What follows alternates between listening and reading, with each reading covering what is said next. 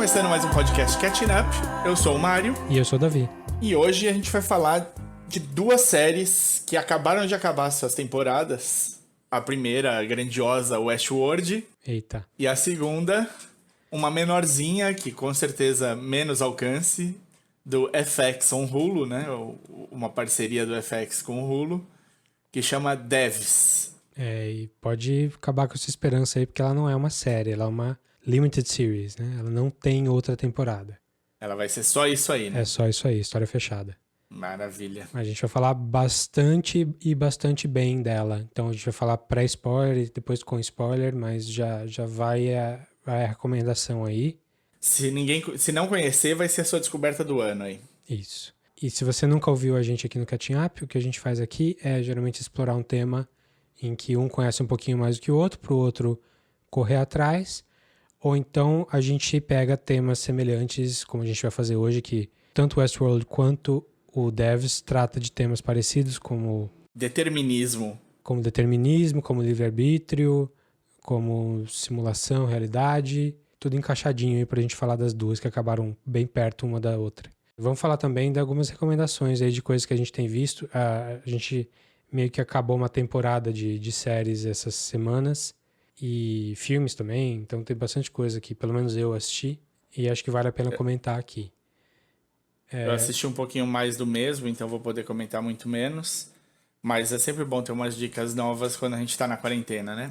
Exatamente. Então eu vou começar com uma série novinha que eu ainda não acabei, uma série da Amazon, do Greg Daniels, que é um cara que veio do The Office, que fez King of the Hill. É um cara muito do ladinho do Mike Schur lá do The Good Place, que é uma série chamada Upload.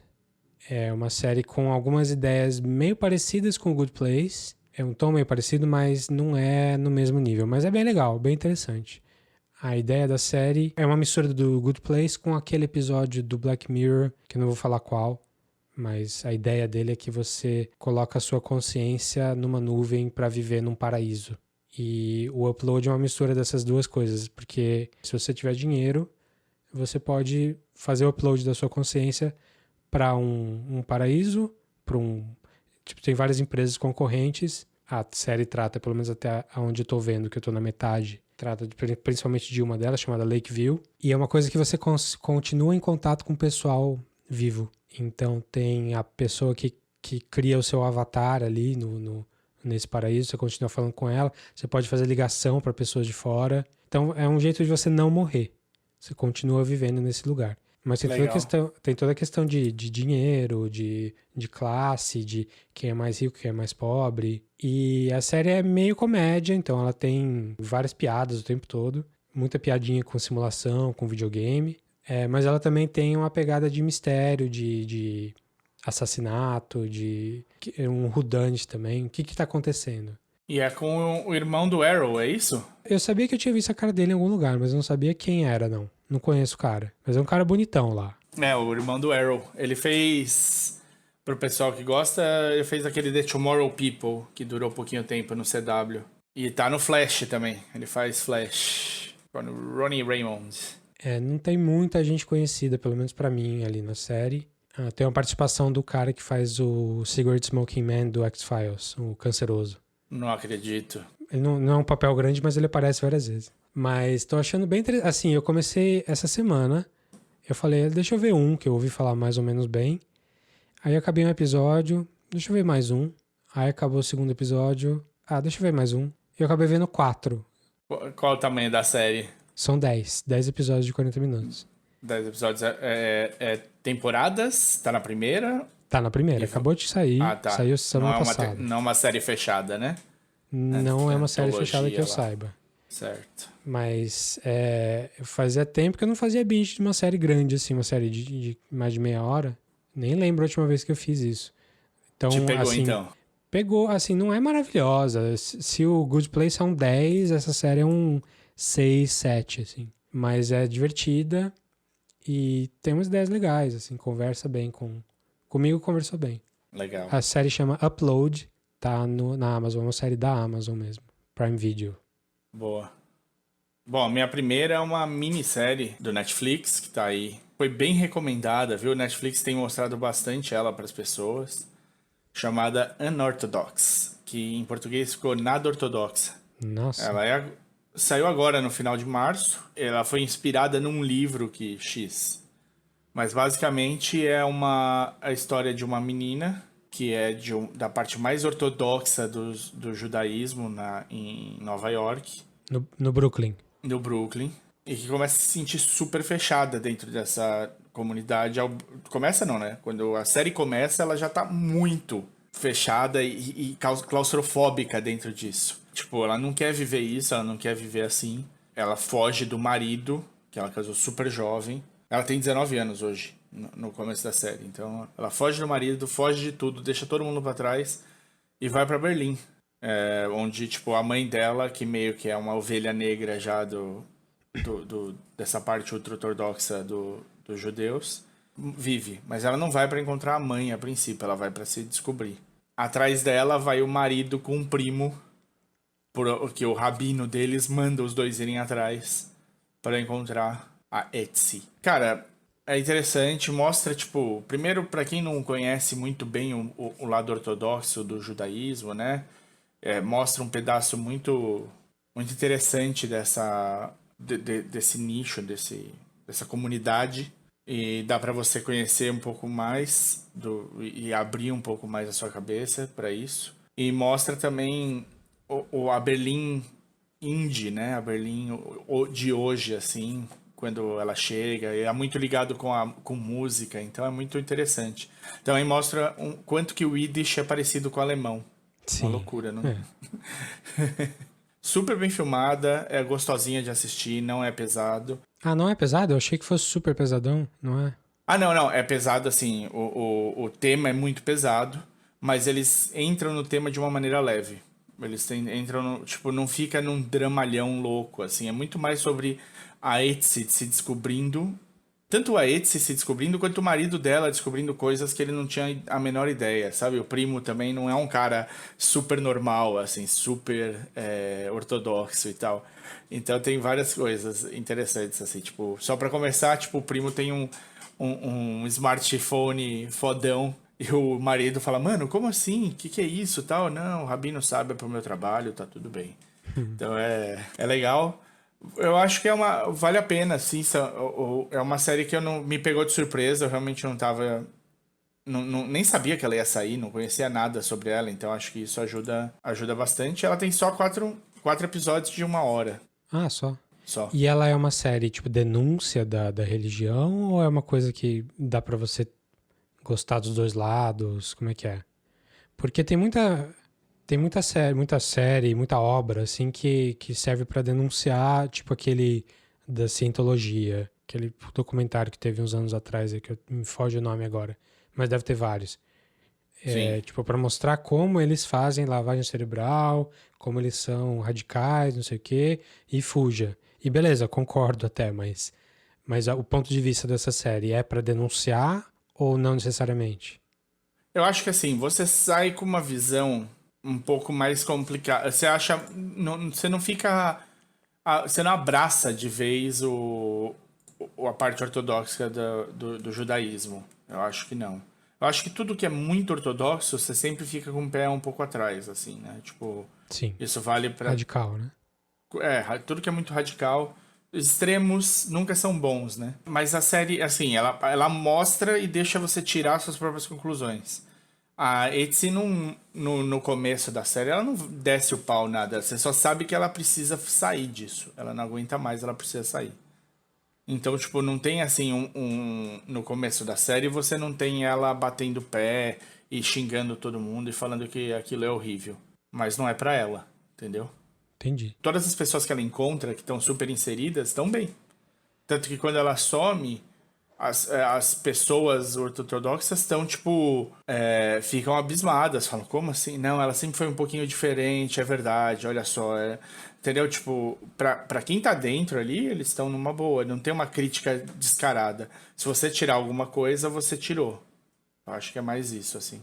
Entendi. Beleza, então a série é Unorthodox, é isso? Isso. Unorthodox. Em português, Nada Ortodoxa. Nada ortodoxa. No Netflix. Você falou de judaísmo, eu vou continuar falando de judaísmo, então. Eu acho que eu já comentei aqui do Plot Against America, falei uns episódios atrás. É uma minissérie da HBO, também história fechada. É baseado no livro do Philip Roth, que ele lançou em 2004, em que ele imagina a família dele na época da Segunda Guerra, 1940. Então ele é um personagem, ele é um menino de 9 anos. Ele imagina se o Roosevelt não tivesse ganhado a eleição e ao invés dele, quem tivesse ganhado fosse o Charles Lindbergh, que é um aviador famoso. Primeira pessoa que cruzou o Atlântico no avião. Personalidade. Que era um cara mais ou menos reconhecidamente antissemita. Então a ideia dele era, e se os Estados Unidos tivessem eleito um presidente antissemita e, consequentemente, não quisessem entrar na guerra, na Segunda Guerra, no auge dela, em 1940. E eu tô falando aqui de novo porque a série acabou, né? Quando eu falei a primeira vez, tinha recém começado. A série são só 6 episódios e é a série feita pelo David Simon, que é o cara do The Wire. Então tem o The Wire, tem o David Simon, mais o Philip Roth, que é um dos maiores atores americanos, colaborando juntos aí, apesar que o Philip Roth já morreu, numa história de ficção especulativa. Então eu abracei na hora, assim. E quando a série vai terminando, eu fui sentindo, assim, a série é tão boa quanto qualquer coisa que o David Simon já fez. É tão boa quanto The Wire, tão boa quanto Tremé, tão boa quanto The Deuce, que eu já falei aqui várias vezes. É excelente mesmo, assim, de acabar com você com o coração na mão o tempo todo, porque as coisas vão escalonando, você vai sentindo medo pela família judia ali e pela situação, e você vai traçando paralelos automaticamente com as coisas de hoje em dia. Tipo, o livro é de 2004, mas você tem certeza que o cara é o Trump, porque as coisas que acontecem no livro de 2004 são as coisas que aconteceram aqui com a gente em 2016, 17, 18. E a série acaba muito bem também, assim, a série é impecável, maravilhosa, tipo, super difícil de ver em alguns momentos. Não tem nada muito gráfico, mas é uma questão de tensão, é muito grande. E foi uma das coisas que mais me marcaram esse ano, assim. Então, a série da HBO, como eu já falei antes, vou falar meio rapidinho, vou só dar uma relembrada aqui e dizer que vale a pena ver até o final, sim. Tá Então, aí no NetNow. Tá no NetNow? NetNow. Mas você precisa ter o HBO ou não? Precisa ter. Quem assina o pacote tem. Eu não sei se a HBO ainda tá aberta, né? Ela ficou com o sinal aberto por um bom tempo. Acho que não tá mais, não. É possível. Os telecines aqui, pelo menos, eu tenho a Vivo. Aqui tá tudo fechado. Telecine, HBO, tudo. Entendi. Mas enfim, a série chama Plot Against America, tem na HBO Go, HBO Now, NetNow, essas coisas, e no seu torrent próximo, se você for do torrent. Plot Against America, do David Simon. Boa. Essa é pesadona, essa dá pra saber que é boa já. Altamente recomendada. A segunda que eu vou falar, você assistiu o primeiro episódio, chama Channel Zero. Tá na Amazon, né? Tá na Amazon. É sci-fi, é do canal Sci-Fi, mas tá na Amazon Prime. É uma série antologia, né? Aquelas séries que cada temporada é uma história. Tipo American Horror Story. Tem algumas. Tem algumas que ficou desse jeito. A American Horror Story eu acho que é a que mais ficou famosa nesse formato aí. E é uma série um pouco de terror fantasioso, né? Um terror com um sci-fi. Muita gente compara até com Black Mirror. Ah, é? Mais alongado, né? Como um episódio virasse uma temporada. A primeira temporada chama Kennel Cove. A história é sobre uma cidadezinha que um cara de fora que saiu de uma cidadezinha volta pra essa cidadezinha. Tá ligada, toda a vida dele acabou sendo ligada com um programinha infantil que passava na TV. Então o cara é um escritor que Não, ele é um psicólogo infantil. É um psicólogo que tem um livro, né? Tem um livro famoso. Ele volta pra cidadezinha idílica meio nordeste americano, onde aconteceu um trauma muito grande, sobrenatural, na vida dele quando ele era criança. E na vida de várias pessoas.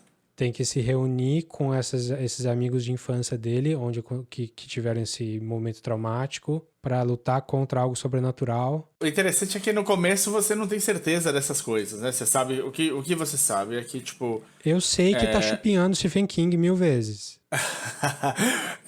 Vamos dizer que não é um chupinhando, é uma homenagem. Ele volta pra cidadezinha em que ele cresceu e foi expulso quando ele tinha 12 anos, porque nessa idade aconteceu um evento traumático na cidade em que várias crianças foram encontradas mortas. E ele volta depois de ter um episódio pesado na casa dele. Episódio psiquiátrico. Um episódio psiquiátrico na casa dele. Ele volta pra cidadezinha pra... Vamos pôr um fim nisso aqui, né? Nessa história. Vamos conseguir nos resolver com isso aqui. E assim que ele volta, coisas estranhas começam a acontecer. Eu vi Você gostou? ontem à noite esse episódio, porque eu já tinha ouvido falar recomendações antes. E, cara, eu não gostei muito, não. Eu achei muito It do Stephen King. Muito, muito. Até na temática infantil de terror.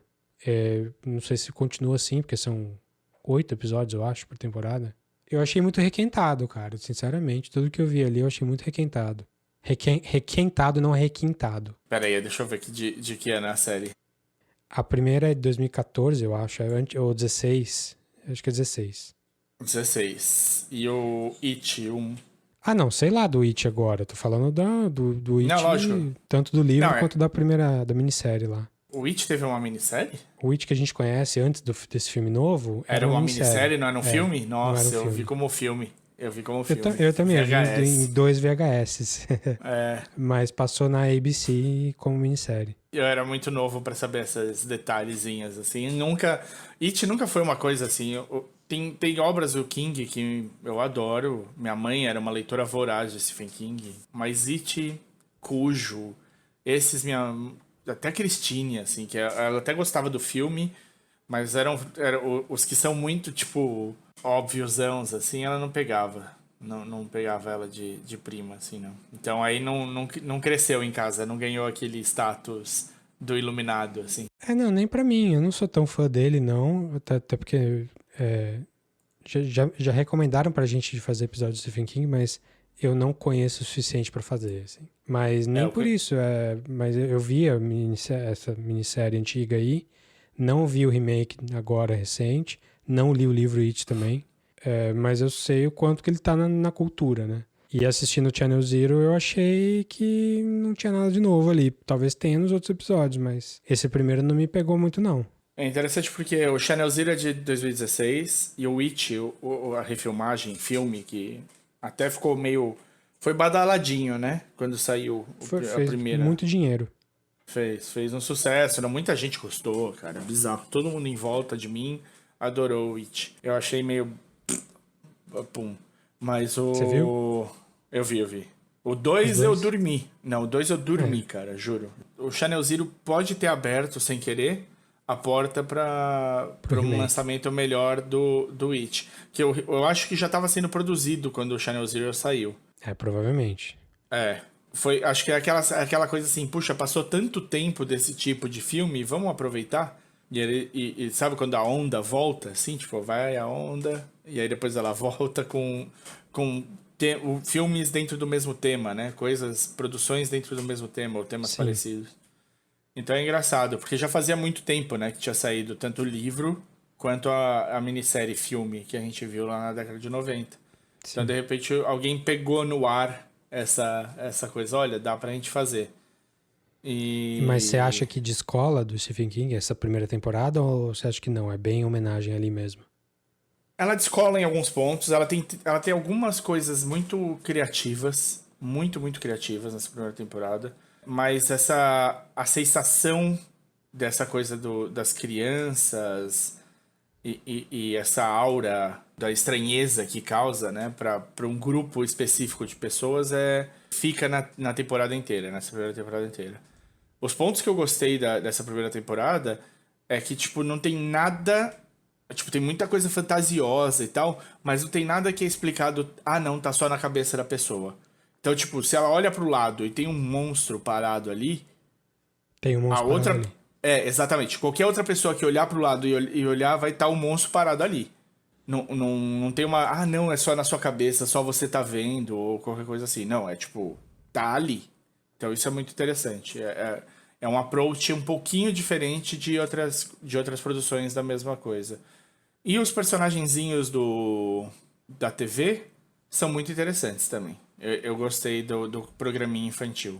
Tá. E você viu as Agora, 3 temporadas ou só a primeira? eu vi a primeira e a segunda. A primeira, o que eu devo dizer tem uma construção muito boa de tensão. E o último episódio, meu Deus do céu. Tipo, obrigado, podia ter ficado sem. E Ah, é? a segunda temporada não tem um crescente de tensão. A segunda temporada chama No End House. E é uma ideia bacaninha até, batutinha, que funciona bem, mas pra mim não deu a tensão do terror na temporada. Ela é muito mais criativa em vários pontos.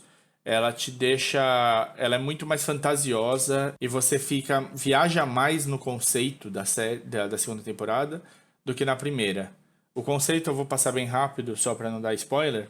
É Casa Mal Assombrada? Não, né? É meio casa mal assombrada, é tipo uma casa mal assombrada. Puzzle. Ela tem um quê de puzzle, mas não necessariamente. É como se ela fosse muito tipo pra esse público blasé. A ideia é basicamente assim, nas redes sociais, se você estiver passando no seu feed e aparecer um vídeo disso daí, é que você está convidado para essa casa. Ninguém sabe, cada vez ela aparece num lugar, eles montam num lugar a casa, e você, tipo, é um desses convidados. Se você souber, você vai descobrir o endereço nesses vídeos. Vão aparecer outros para você. Não é para todo mundo, é uma coisa meio exclusivista, assim. E aí você vai para essa casa e são 6 quartos. Dizem que quem chega no sexto nunca mais é visto. Cada quarto é um pouco mais tenso do que o anterior. Mas é tudo uma tensão, tipo, que não parece que você vai se dar mal. Entendeu? Em momento nenhum. É só uma tensão de você ver coisas que você não estava preparado. E aí todos vão pro sexto quarto. E aí é que a coisa altera um pouco, assim. E você gosta mais da segunda do que da primeira? Como ideia, eu gosto mais da segunda. Como ideia. Eu acho que a ideia toda é super bem feita. A execução pro sci-fi, né? Quem conhece produção do sci-fi sabe que o sci-fi não é não é conhecido por pôr muito dinheiro nas coisas. A produção tá, tipo, impecável, assim. Mas eu acho que a ideia é muito mais nova na segunda temporada do que na primeira. A primeira é menos nova, mas a história tem mais força. Eu gosto da primeira porque eu acho que tá todo mundo super bem. Inclusive, tipo, a mãe, o psicólogo, o ex-interesse amoroso, tá todo mundo super bem, assim. Eu gosto muito da primeira no trabalho total. A segunda eu gosto muito que a ideia é mais nova, tem uma coisa mais Black Mirror. Eu acho que me interessou o Channel Zero quando falaram da terceira, que a terceira é excelente, mas eu não vi ainda, então não sei. Te conto daqui a umas 2 semanas. Beleza. Deixa eu falar então de 2 séries que acabaram, uma que acabou a temporada e outra que acabou. A que acabou a temporada é a Better Call Saul, que já faz tempo que eu tô falando pra você assistir aí, pra gente fazer um episódio, que é a continuação do Breaking Bad, continuação prequel, que começou como uma série que você não dava muita coisa porque parece que eles estão querendo tirar o dinheiro o máximo possível ali da ideia do Breaking Bad. Vão pegar o advogado e fazer como é que ele virou o Saul Goodman. Mas ela vira outra coisa totalmente diferente. Não é uma série de tensão do jeito que era Breaking Bad, de plot, assim, de vamos ver o que vai acontecer. É uma série de personagem.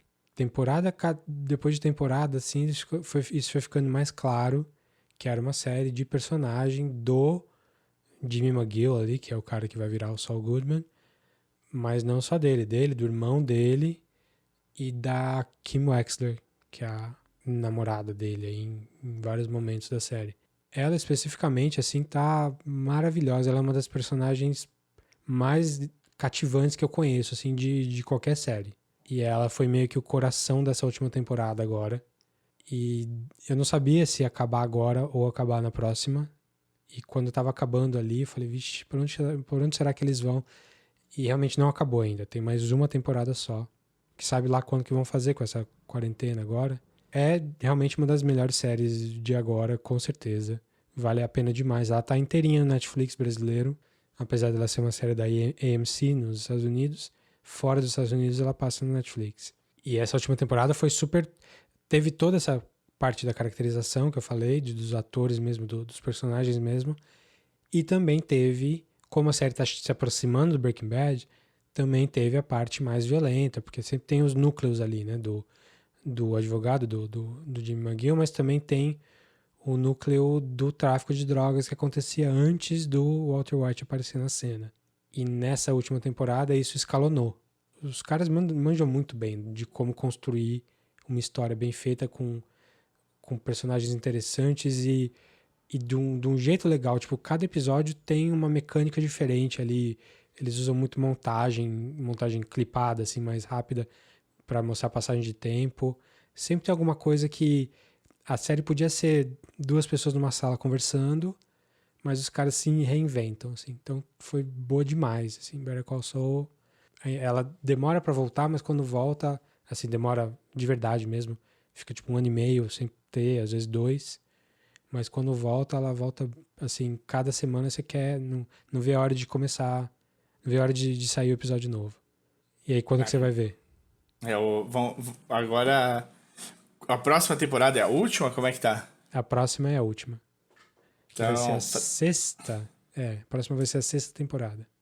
pra E última eu última. faço o catching up e a gente grava. Perfeito.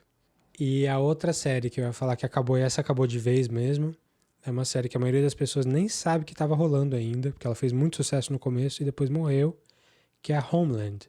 Aquela série lá de 2011 sobre espionagem, sobre... No começo era sobre um soldado que tinha ficado preso no Afeganistão e voltou, e você não sabe se ele voltou virando casaca, convertido para o islamismo e tá querendo manipular e tal, ou não. Só que em algum momento ali nas primeiras temporadas ele sai da jogada, ele não tava mais na série. Tô falando isso porque se você viu um cartaz do Homeland recentemente, você não vê o cara. Faz tempo. E depois que ele saiu da jogada, a série virou especificamente da Carrie, da personagem da Claire Danes, que tá desde o começo, forte assim, dela, e do Saul, outro cara chamado Saul aí, que é o chefe dela. Que tá desde o começo também. Que também tá desde o começo. A série, ela não é que ela trocou de protagonista, mas ela mudou de foco. Sim. Pra mim, depois que o cara saiu, a série perdeu totalmente a visibilidade, mas pra mim ela ficou melhor. Todas as Sim, você é temporadas um depois... defensor da série. Eu sou um defensor, assim, um dos poucos defensores aí. Se em algum momento você quiser fazer um catch-up aí, a gente conversa. Meu problema com a série é uma coisa só. Hum. A série tinha a chance de marcar história, na minha opinião, em como bater nas pessoas de frente, na cara, se ela terminasse a primeira temporada diferente. Eles escolheram um caminho safo na primeira temporada. E eu Pra poder ter a entendo. segunda. Eu entendo, porque eu já entendi que pra você criar um personagem que é carismático e prenda as pessoas é muito difícil. Então você jogar esse personagem no lixo muito rápido é difícil. Não é todo mundo que tem essa coragem de fazer isso. E aí, pra mim, tudo ficou... eles podiam terminar a primeira temporada com um bang, né? Ends with a bang, assim, tipo, pesado e mudar a história de tudo. E eles preferiram jogar salvo. Aí, a segunda temporada, eles até fazem coisas interessantes, mas é tudo abaixo do que poderia ter sido. E aí, a Cara, terceira a segunda temporada... é a que eu mais detesto. A segunda, pra mim, é de longe a pior. E não é o que a maioria das pessoas acha. Pra mim, a Eu acho que a terceira segunda estraga mais. A terceira, média. me moeu. A terceira foi onde eu falei, então tá bom. Então tá bom, boa sorte pra você, Carrie. Boa sorte, Sol. Eu fico por aqui.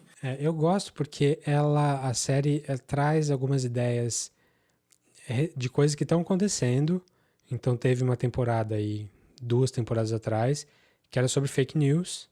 Tinha um cara que era um radialista muito poderoso, que era exatamente o Alex Jones. Tipo, não era ele, mas era ele. Falava de farms de cliques de mídias sociais para criar fake news e espalhar para todo mundo. Essa temporada agora, a última, começou com um acordo entre os Estados Unidos e o Talibã, depois de muitos anos de guerra. E na semana que saiu o episódio, foi a semana em que de verdade aconteceu um acordo dos Estados Unidos com o Talibã, nos termos muito parecidos. Veja Depois só. a história mudou completamente. E foi tipo sorte da série, porque não tinha como os caras saberem A ou vida copia a planejarem. arte. Super. Então eu gosto da série porque ela trata de temas muito atuais, de uma maneira mais ou menos balanceada. Tipo, você meio que vê os dois lados, ou então você fica com raiva das coisas mais ou menos certas. Mas ela não é necessariamente uma série super de esquerda. Até tem gente que acha que é uma série de direita. Eu não sei. Porque é uma série que, no fim das contas, o herói é a CIA. Que a gente sabe claramente que a CIA, a última coisa que eles são heróis pro resto do mundo. Sim. Essa última temporada agora foi uma temporada típica de Homeland, assim, acontecem coisas muito interessantes, muito legais, mas os caras também pesam na mão muitas vezes. Tipo, tá acontecendo uma coisa muito realista e tal, interessante, política, conversa, e aí tem uma explosão que você fala, pô, sério que vão botar uma explosão? Lembra muito 24 Horas em alguns momentos. Até porque um dos criadores da Sim. série Sim. era do 24 Horas, o Howard Gordon. Consigo enxergar o que você tá falando.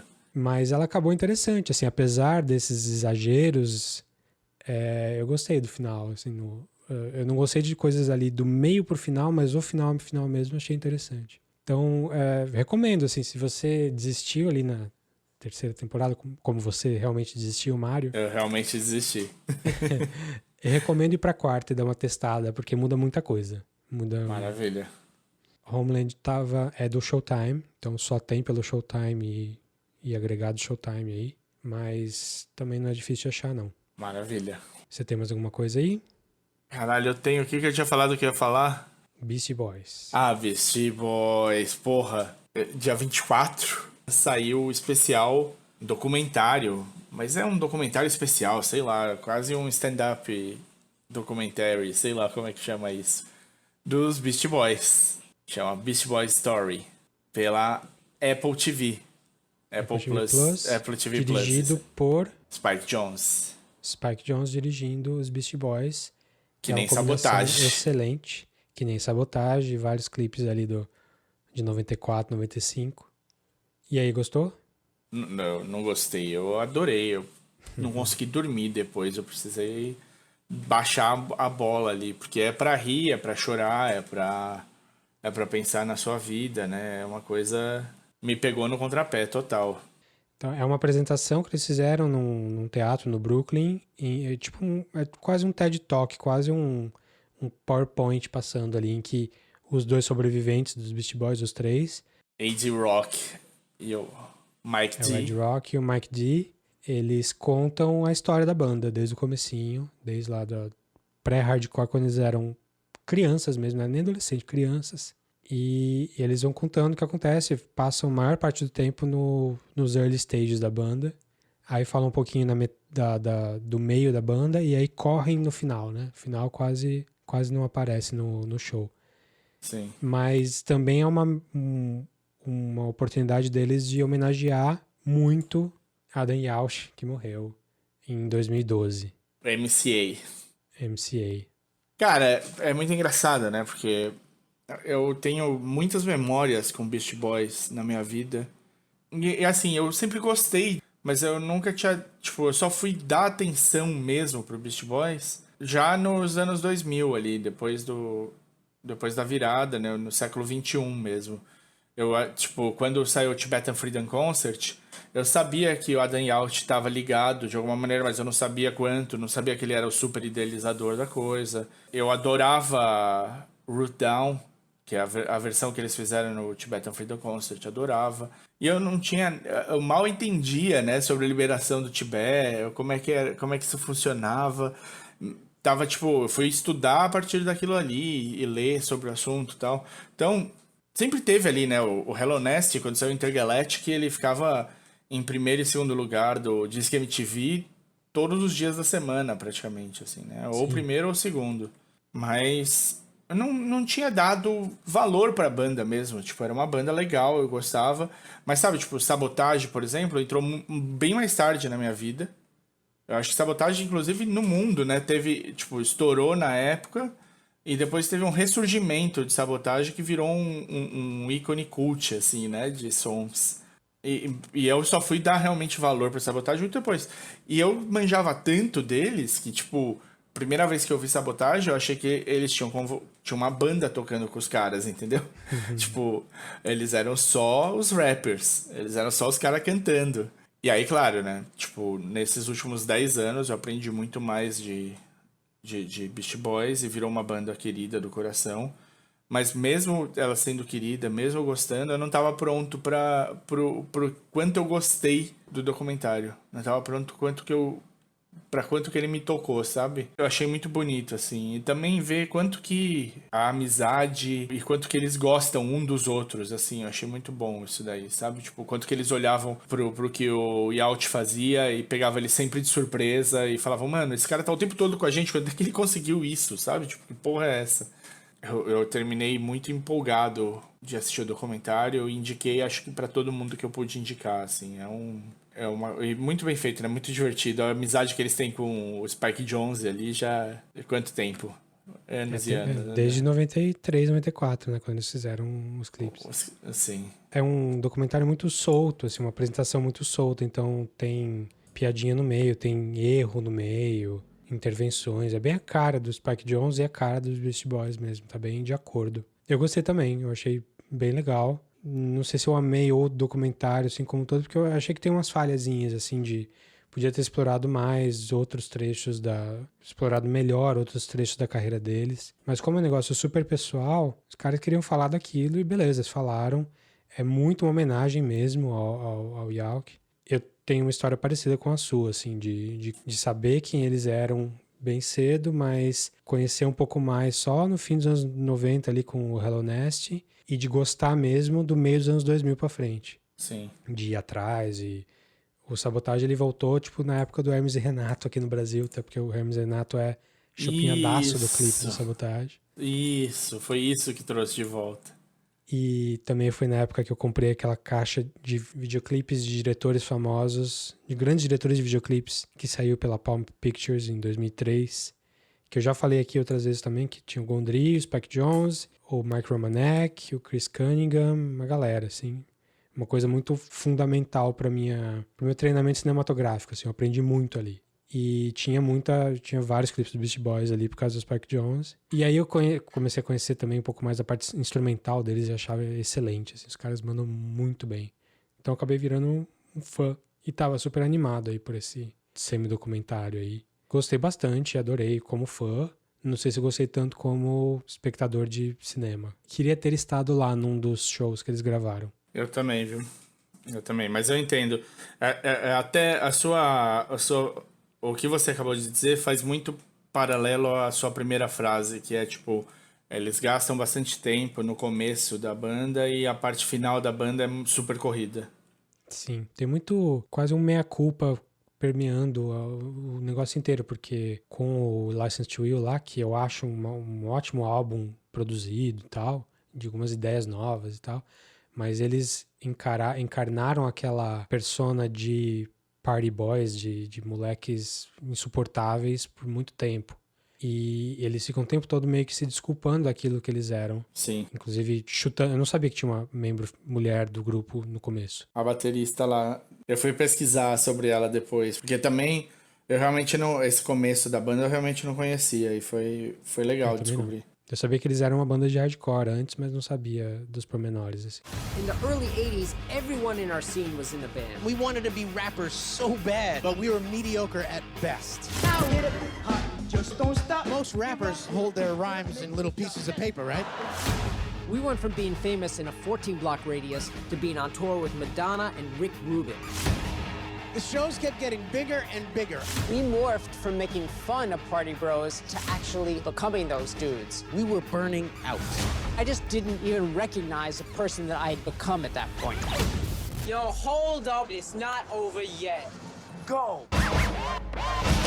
Então, Beast Boy Story tá no Apple TV Plus, se você tem acesso aí, senão você dá seus pulos. Eu dei meus pulos.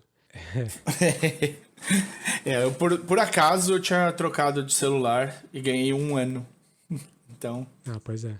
manda mais uma aí então, só pra fechar. Tá bom, pra fechar aqui, uma que tem a ver um pouco com o que a gente vai falar das séries, que é não é bem uma minissérie, mas, enfim, é o evento Cosmos, que é aquela releitura da série Cosmos dos anos 80 do Carl Sagan, que o Neil deGrasse Tyson, aquele astrofísico famoso e polêmico, tá refazendo já nos últimos anos. Teve a primeira parte, que saiu em 2014, eu acho, que chamava Cosmos, a Space Time Odyssey, e agora, esse ano, saiu semanas atrás, a segunda parte, seria a segunda temporada, que tem outro nome, chama Cosmos Possible Worlds. É uma série da National Geographic e ela não é escrita pelo Neil deGrasse Tyson. Eu acho que nenhum episódio tem texto dele especificamente. Todos os episódios são escritos pela Anne Druyan, que é a viúva do Carl Sagan, que escreveu o primeiro Cosmos lá dos anos 80 com ele também. É demais. E é dela, e alguns episódios tem o Brannon Braga, que é um cara famoso aí de TV também. Star Trek, o The Orville também é com ele. E a ligação com The Orville é porque o produtor do Cosmos é o Seth MacFarlane, que ninguém daria nada pra ele. Como assim, né? Mas é uma série, não é uma série de ficção, é um documentário educativo. Se você nunca viu Cosmos do Carl Sagan, ou a ideia é mostrar a ciência para as pessoas e vai de criança a adulto para assistir isso. Assim, todo mundo consegue tirar alguma coisa. O primeiro remake aí de 2014 não era bem um remake porque tem outros assuntos ali no meio. Eu tinha amado, comprei Blu-ray, chegou a estar no Netflix por uma época, aí não tá mais. E agora saiu essa segunda, o Neil deGrasse Tyson tava dando no saco já, não aguentava mais ouvir a personalidade dele por aí, porque ele é meio mala. Sim. Ele é uma mistura de tiozão com mala. Sim. Mas ele tem o papel dele de educar e ele é meio que o sucessor do Carl Sagan, não só nessa série, mas na vida. Sim, é exatamente o que eu ia falar. Ele é diretor do Planetário de Nova York e tal. Mas eu não tava com tanta vontade de ver essa sequência porque a personalidade do Neil deGrasse Tyson estava meio gasta comigo. Mas eu comecei a ver e, cara, desencana, assim, não tem problema. O cara manda muito bem como apresentador, assim, ele consegue passar um tom educativo e divertido ao mesmo tempo. E o texto não é dele, enfim, o texto é da Andrew mesmo. E o texto é excelente, assim, e não é só sobre espaço, é sobre ciência como um todo. Então tem muitos episódios sobre espaço, porque o Carl Sagan veio daí também. Carl Sagan veio do espaço? Veio dessa área de astrofísica. Tá. Mas também tem sobre biologia, tem sobre grandes personalidades, grandes cientistas, tem a Madame Curie, tem o russo que ajudou a criar o Museu de Sementes Mundial, que foi perseguido pelo Stalin. Tem várias outras coisas, às vezes eles focam num personagem só, assim, e sempre não é nem com atores, é sempre animado, quando é assim, quando é personagem histórico. Então é uma animação super bem feita. Eu acho super legal. Eu gosto do clima, eu gosto dos efeitos que eles usam. Para ser uma série da National Geographic, ela tem bastante orçamento. Assim, dá pra ver que os caras gastaram bem para fazer o anterior foi um sucesso, né? O anterior foi super bem. Foi, e esse tá tão bom quanto. Então se você viu o primeiro lá e gostou, vai pro segundo que tá tão bom se não tá melhor. Ainda faltam uns 2 episódios pra terminar, são 13, mas tem episódio que você sai assim, eu pelo menos saio quase chorando de tão, ciência, que maravilha, como que a gente chega nesse ponto e ao mesmo tempo tanta merda acontece no mundo e tal. Então a série é do National Geographic, se você tem o Disney Plus, por acaso você tem o Disney Plus, tá lá no Disney Plus também, que a National Geographic vem junto. Talvez seja passando no National Geographic Brasil também, mas eu não tenho certeza. Mas recomendo demais.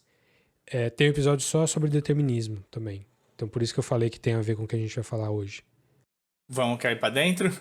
Vamos falar um pouquinho do Westworld da terceira temporada. Se você não viu ou quer saber do Devs e tal, dá uma olhadinha aí no seu tocador de podcast que vai ter a minutagem certinha de que hora que a gente vai falar de cada coisa. Você pode pular pra lá direto. Quando a gente fala de spoilers, tá anotado também toda vez. E também, se você nunca olhou a descrição do episódio aí, tudo que a gente falar aqui, todos os filmes, séries e até coisas que a gente fala por acaso, tipo no meio da conversa, tá colocado ali com o link do IMDb direitinho na descrição do episódio para você. Às vezes a nossa pronúncia não tá muito boa, você não entendeu, tá ali escritinho, certinho, dá para você saber do que a gente tá falando. Maravilha. Então a gente vai falar do Westworld Season 3, já direto com spoiler, porque, né, Season 3. Vamos falar só dessa temporada mesmo. Aí depois a gente vai falar do Devs sem spoilers, e aí do Devs com spoilers. E aí, depois, casando o spoiler do Devs com o spoiler do Westworld, porque... A gente pode... Mas aí a gente avisa também, se você ainda vai querer ver o Westworld depois. Tudo vai estar na descrição do episódio aí com a minutagem certinha. Maravilha. Então vamos pro grande lançamento da HBO desse ano? Ou Né? Não, pessoas aguardando. Era a série que estava sendo feita para substituir o Game of Thrones, né? Desde o comecinho. Isso. E desbancou na primeira temporada, né? Não sei se desbancou, mas tava digna. Aí na segunda temporada ela já começou a ficar um pouco complicada. Eu achei uma temporada muito fraca na segunda, mas com os 2 melhores episódios da série, então, lembrando que a gente já tá em spoiler aqui, que um deles é aquele episódio que fala dos indígenas ali, que tem a história do cara, Sim. que aparece pelas 2 temporadas, ele aparece, não sabe muito bem qual é que é, e aí se mostra, é falado no idioma específico lá, nem é inglês, que eu achei sensacional. Então é um episódio standalone, assim, que se destaca dos outros, você não precisa nem saber muito da série para ver. E outro episódio também que se destaca da série, standalone, que é aquele episódio que começa com a abertura igualzinha da segunda temporada do Lost, que é do cara que tá, do James Dallas. Your own kind of... Não é essa, né? Não é essa, mas podia ser. Que é o James Dallas, que é o fundador da Dallas, tentando viver de novo o mesmo dia para tentar ter um outcome diferente, um resultado diferente de uma merda que ele fez na vida. Esses 2 episódios, para mim, são melhores do que a primeira temporada inteira, que eu gostei, e muito melhores do que a segunda temporada como um todo também. Aí, você gostou mais do que eu, né, da segunda temporada? Gostei mais que você. Eu gostei muito da montagem da segunda temporada. A montagem em que sentido?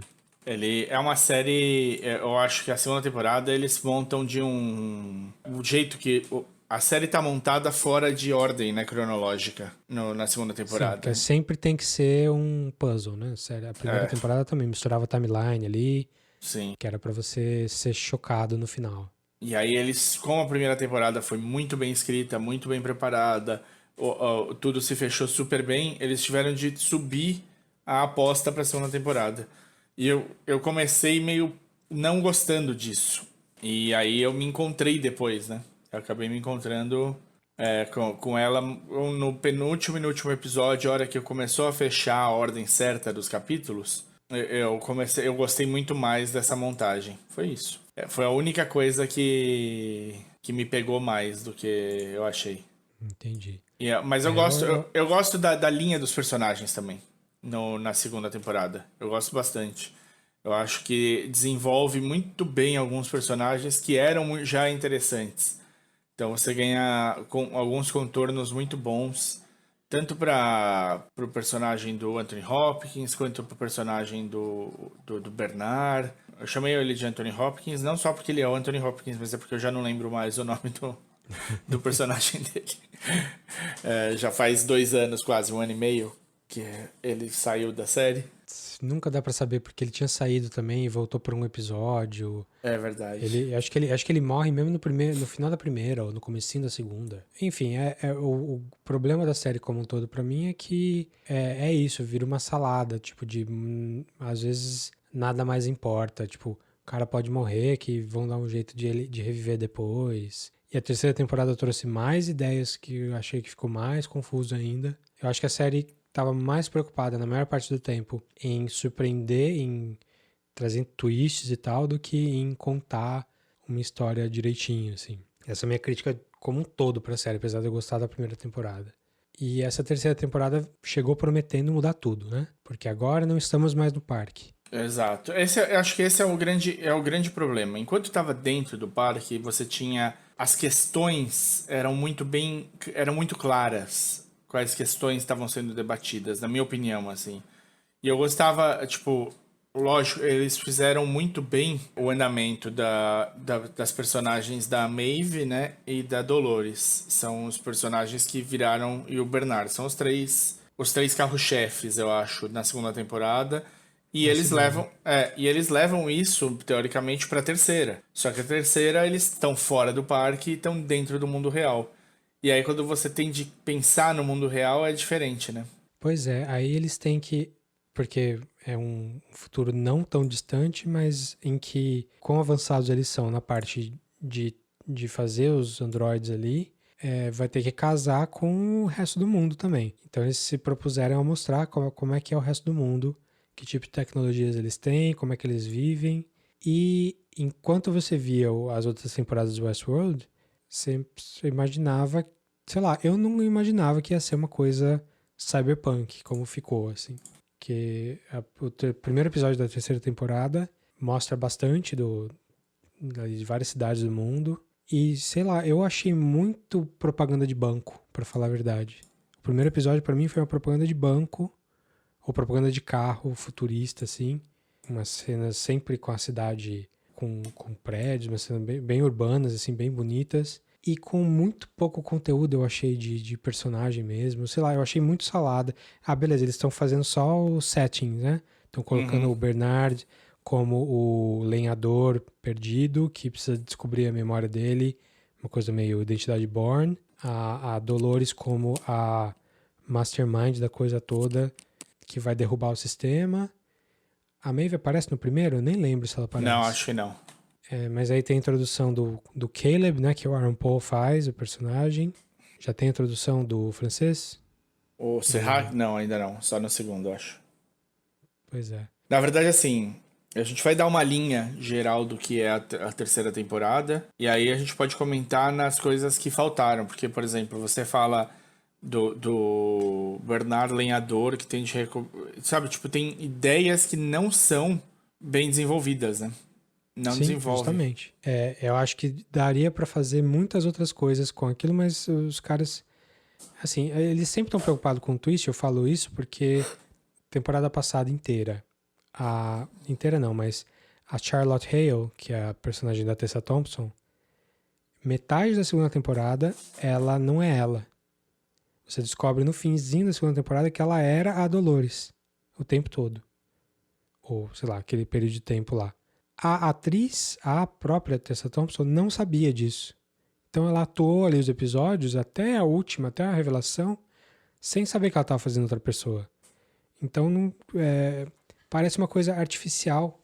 Parece uma coisa que os caras estão escrevendo ali. Ah, então esse cara aqui vai... Não é que é uma coisa super bem construída desde o começo. Parece que eles estão querendo... vamos botar um twist aqui, depois um twist ali. A primeira temporada tinha um twist muito bem plantado desde o começo, que era... estamos em duas timelines diferentes. Esse cara aqui, do chapéu branco, é o mesmo do chapéu preto, só que em períodos diferentes.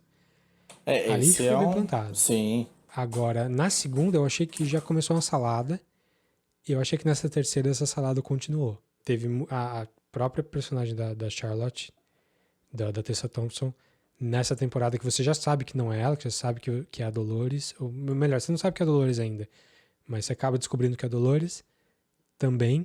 Ela faz coisas que a Dolores, que a Charlotte da segunda temporada jamais faria. E assim, como assim aquela pessoa lá tinha um filho? Eles estão querendo mudar muito esse personagem. Tudo bem que é outra pessoa, que é a Dolores ali no corpo dela, mas parece que nem ela de antigamente poderia ser aquela pessoa ali. Sim. Tô meio me enrolando aqui, mas a ideia eu achei mal escrita, muita coisa mal escrita. Assim, parece muita coisa que eles queriam fazer com que você... Queriam muito um ahá, muito um plot twist, que pra mim não se pagou, assim, que não valeu a pena. Você sentiu isso também? Acho que um pouco menos, né? Na verdade, eu fui... A minha sensação real com essa temporada, né? A temporada inteira, ela vai tratar do quê? Ela trata sobre as coisas serem pré-determinadas para todo mundo, de certa maneira, porque tem um desenvolvimento de uma inteligência artificial que ela tem os dados de tudo do mundo dentro dela e ela consegue prever e tentar estipular os melhores cenários. Ela não só prevê, mas como ela força Os cenários acontecerem do jeito que eles pedem. Então, tem um pouco do Gattaca, né? Sem você trabalhar com genética. Com genética, no sentido de, tipo, seu futuro está predeterminado por quem você é, pela leitura de um computador.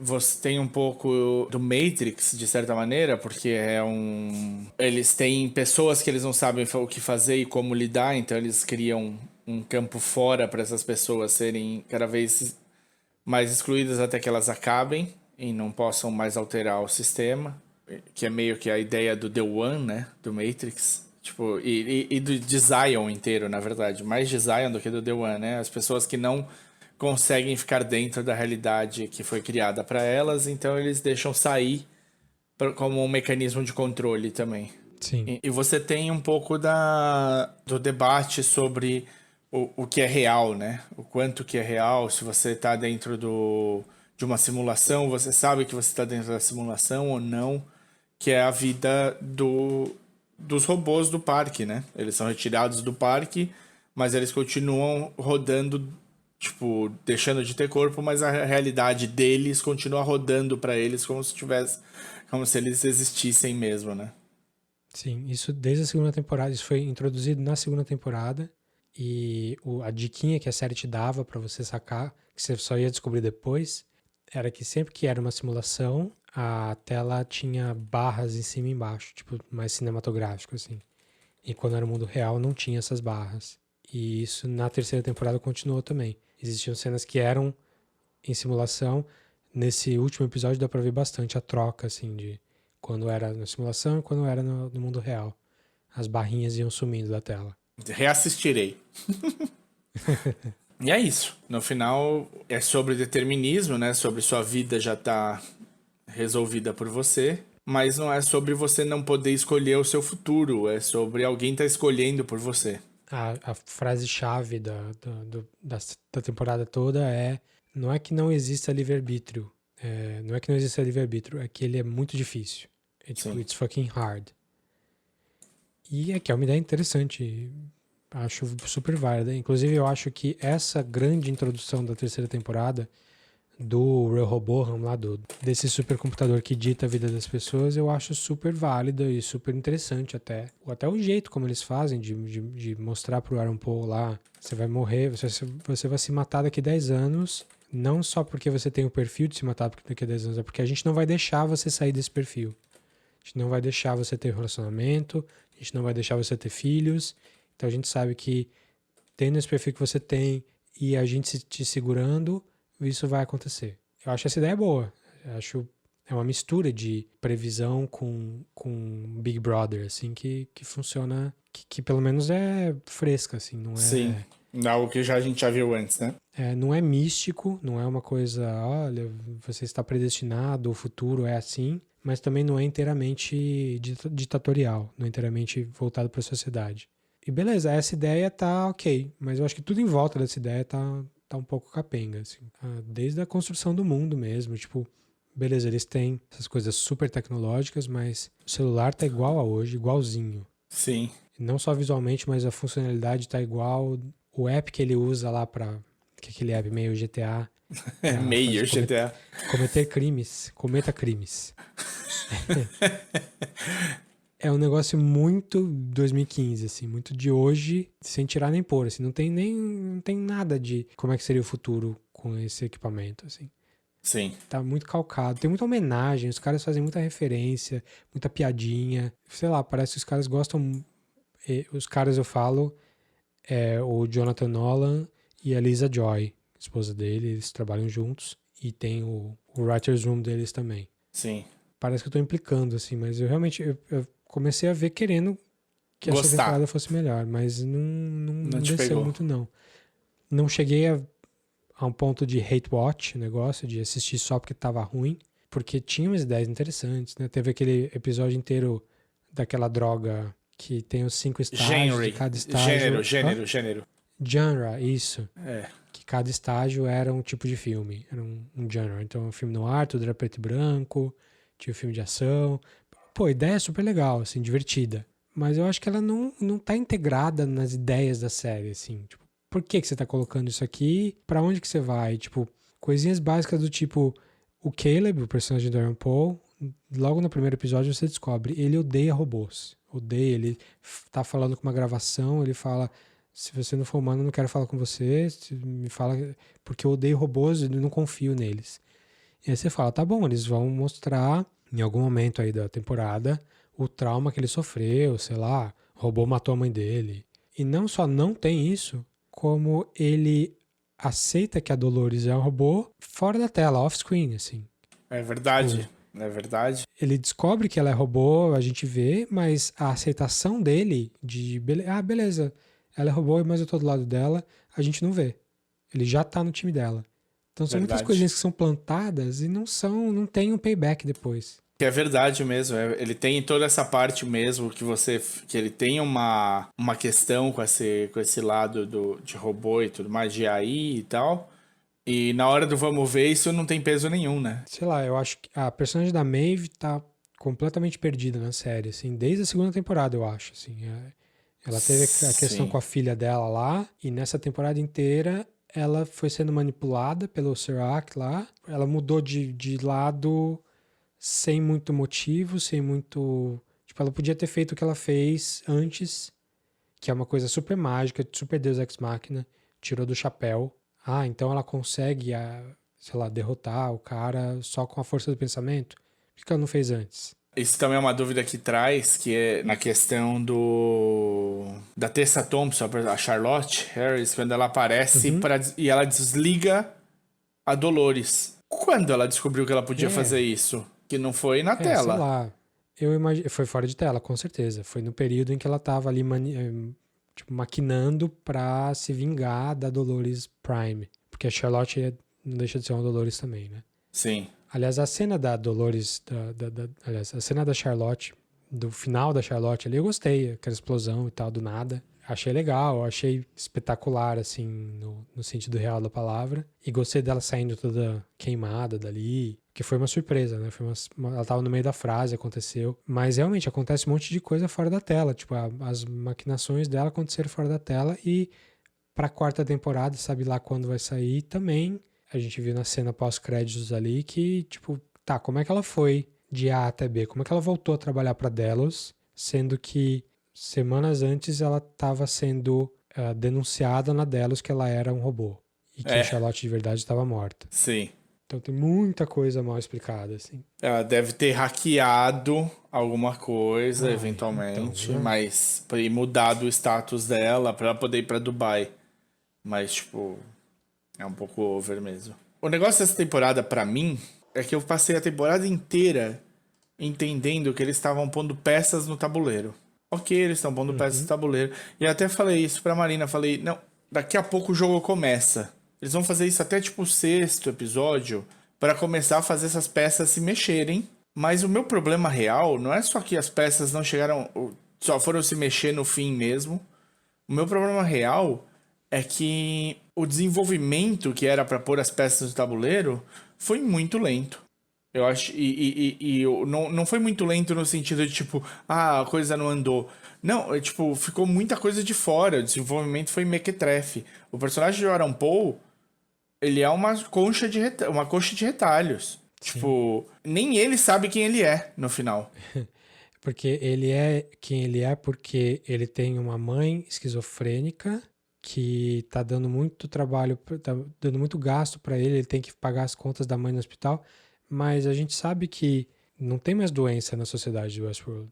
Isso foi falado várias vezes em outras temporadas. Tipo, as pessoas vão para Westworld porque elas superaram a parte física. Sim. E como é que tem alguém... será? É só para os pobres e tal. Mas o próprio Ed Harris ali também tem problemas ele tem um problema que ele tem que ficar no hospital e tal. Tem muita coisa que eles... É muita coisa mal contada, basicamente é isso. Aí depois o Aaron Paul tem esse problema, tá? Então ele é quem ele é por causa da mãe dele, então é genético. Não, mas ele também é um cara manipulado pelo governo militar que apaga a memória dele, que ele na verdade é um vilão. Ah, ele é um vilão, ele matou o amigo dele de propósito. Sei lá, eu não consigo... Não dá pra pôr. É o que você falou, não dá pra descobrir quem ele é, nem a gente, quanto mais ele. Então, eu acho que é uma série de chances que eles tinham que foram mal desenvolvidas. Até o Sirac lá é um personagem que é mal desenvolvido, sabe? Tipo... Ele tem uma ideia super legal por trás, né? Porra! Muito! Ele e o irmão sobreviveram a Paris. Ah, Paris agora não existe mais, né? Bomba, legal, super legal. E eles desenvolveram um computador e não deu certo, desenvolveram outro. Bom background, assim. E o ator é super foda, né? Sempre. E é ótimo. Falando português ali. Eu adorei quando ele falou português. Porque... Eu sabia que ele falava. Sim, ele morou aqui, né? No Nordeste. Gravou 2 filmes no Brasil. O cara Ele é o marido da Mônica Bellucci, ou era, né? Sim. E Não sei se ainda é. Eu também não sei. Eu não acompanhei, meu. Mas é um cara super legal. Teve em 1000 coisas diferentes. E fala um português melhor do que o presidente do Brasil, aparentemente, na série, né? Pois é, a série já tem o Rodrigo Santoro, cara. Custava o Rodrigo Santoro chamar um amigo dele pra fazer o presidente ali. Qualquer um, cara. Qualquer um que falasse Tinha português. Que botar um hispânico ali. Chega lá o francês e fala melhor que o presidente. É foda. Eu notei isso bem na hora mesmo. Mas assim, o Sirac tem ideias interessantes por trás. O background dele e até... Mas aí os caras pegam esse personagem e falam: aqui ele vai se expor a um perigo, mas ele é um holograma. Aqui, então, ele vai se expor a um perigo, mas ele é um holograma. E agora, aqui nessa cena, no próximo episódio, ele vai se expor a um perigo, mas ele é um holograma. Pô, não cansou disso ainda? O cara é um holograma, 5 vezes, e a série trata como se fosse uma surpresa em todas. E assim... Eu já saquei que ele é um holograma, gente. Tá bom, passa. Tem um twist, tem 2 twists no fim. Um que eu achei interessante, que é que o Sirac tá com... Como é que é o Robogen lá, o nome do Rehoboam. Eu acho que é Rehoboão em português na Bíblia. Que é o quê? Roboão. Você sabe o que ele é? É um rei de Israel. É o rei de Israel. Tá. Que tem o Salomão, né? O Solomon é o primeiro computador que eles fazem e o Rehoboam é o segundo. Boa. Então é a sucessão de reis de Israel. Mas parece que ele não pegou, o Jonathan Nolan não pegou isso da Bíblia. Pegou isso de um livro sci-fi dos anos 60, chamado Caminhando em Zanzibar, alguma coisa assim, em que tinha também um computador com esses nomes. E que tinha vários paralelos. Ele falou especificamente que ele pegou dali.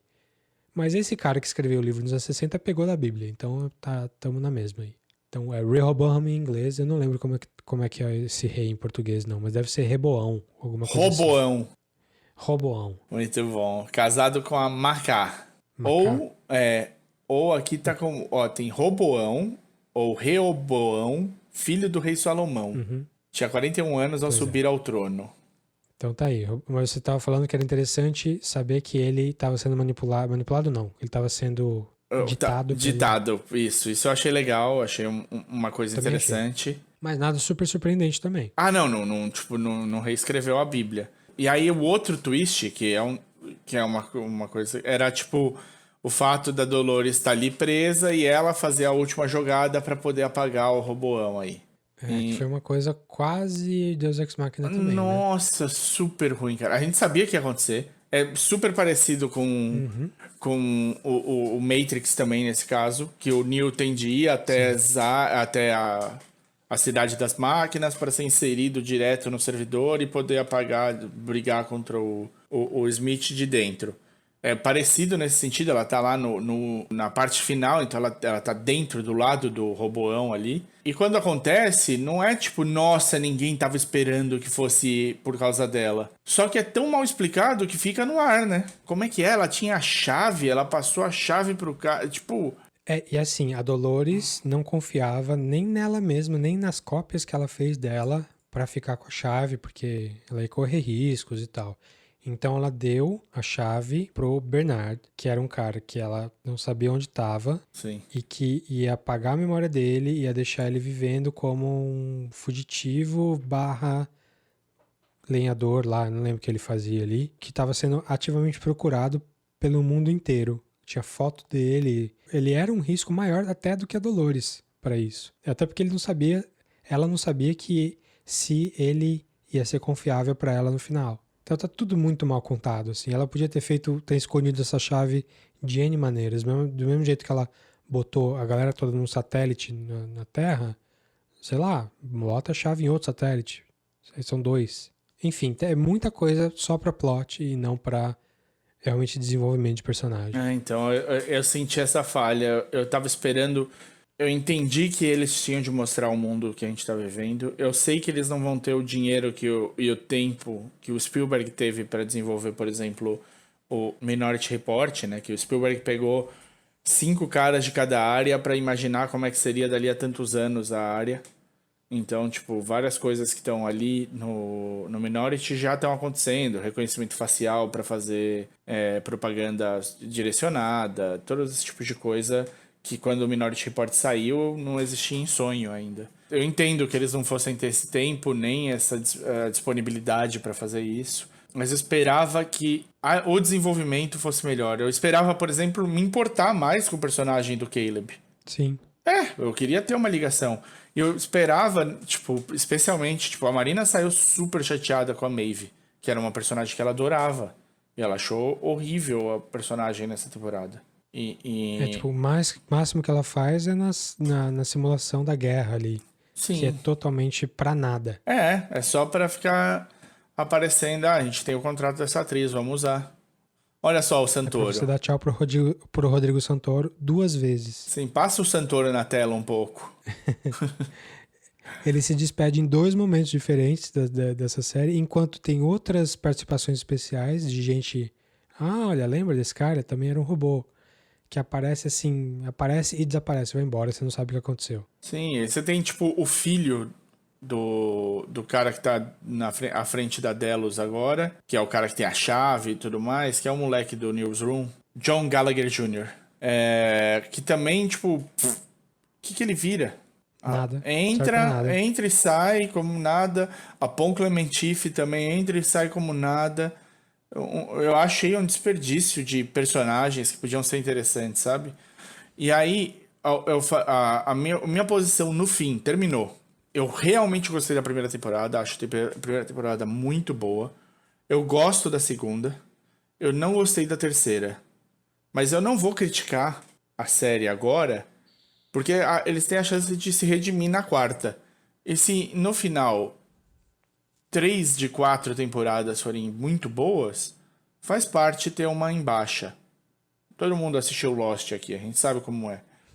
Vamos ver se eles fecham bem a história. Eu sou mais pessimista aí, porque pra mim só a primeira foi boa e a segunda só teve pontos muito altos, mas então a chance de se redimir teria que ser essa terceira e já não foi. Então pra mim eu tô na galhofa só. Não sei se chega em Hate Watch aí, mas a quarta temporada, se começar muito ruim, talvez eu desista. Sei lá quando também. Não sei nem se vai ter mundo quando sair a quarta temporada, né? Realmente. Não dá pra ter a menor ideia. Porque a primeira temporada é 2016, aí a segunda é 18 e a terceira é 20. E agora com quarentena, etc., com certeza não vai ser em 21, não. Não tem nem como, né? Eles demoram muito Pois é.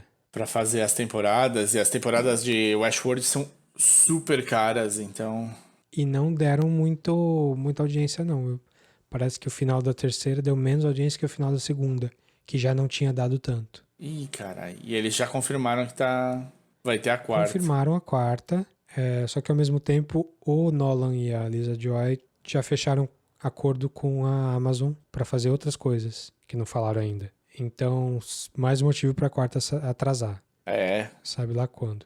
Vamos ver.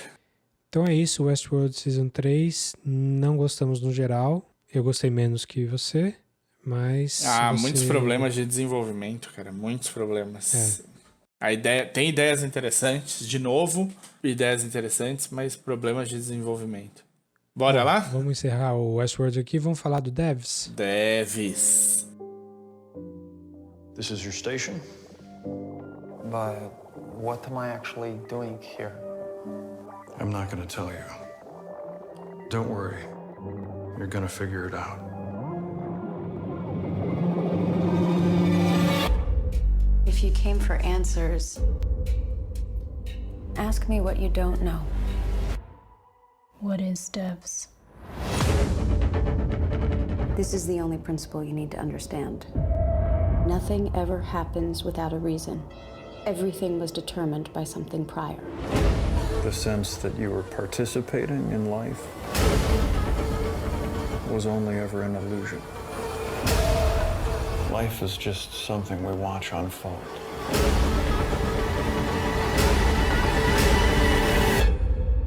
What's inside? Everything. Esse sim a gente já começa dizendo que é bom.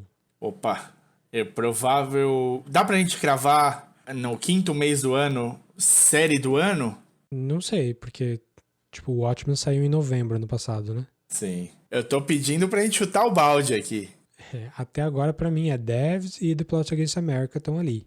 Boa. ver Precisa o que terminar mais o aparecer. plot pra poder falar.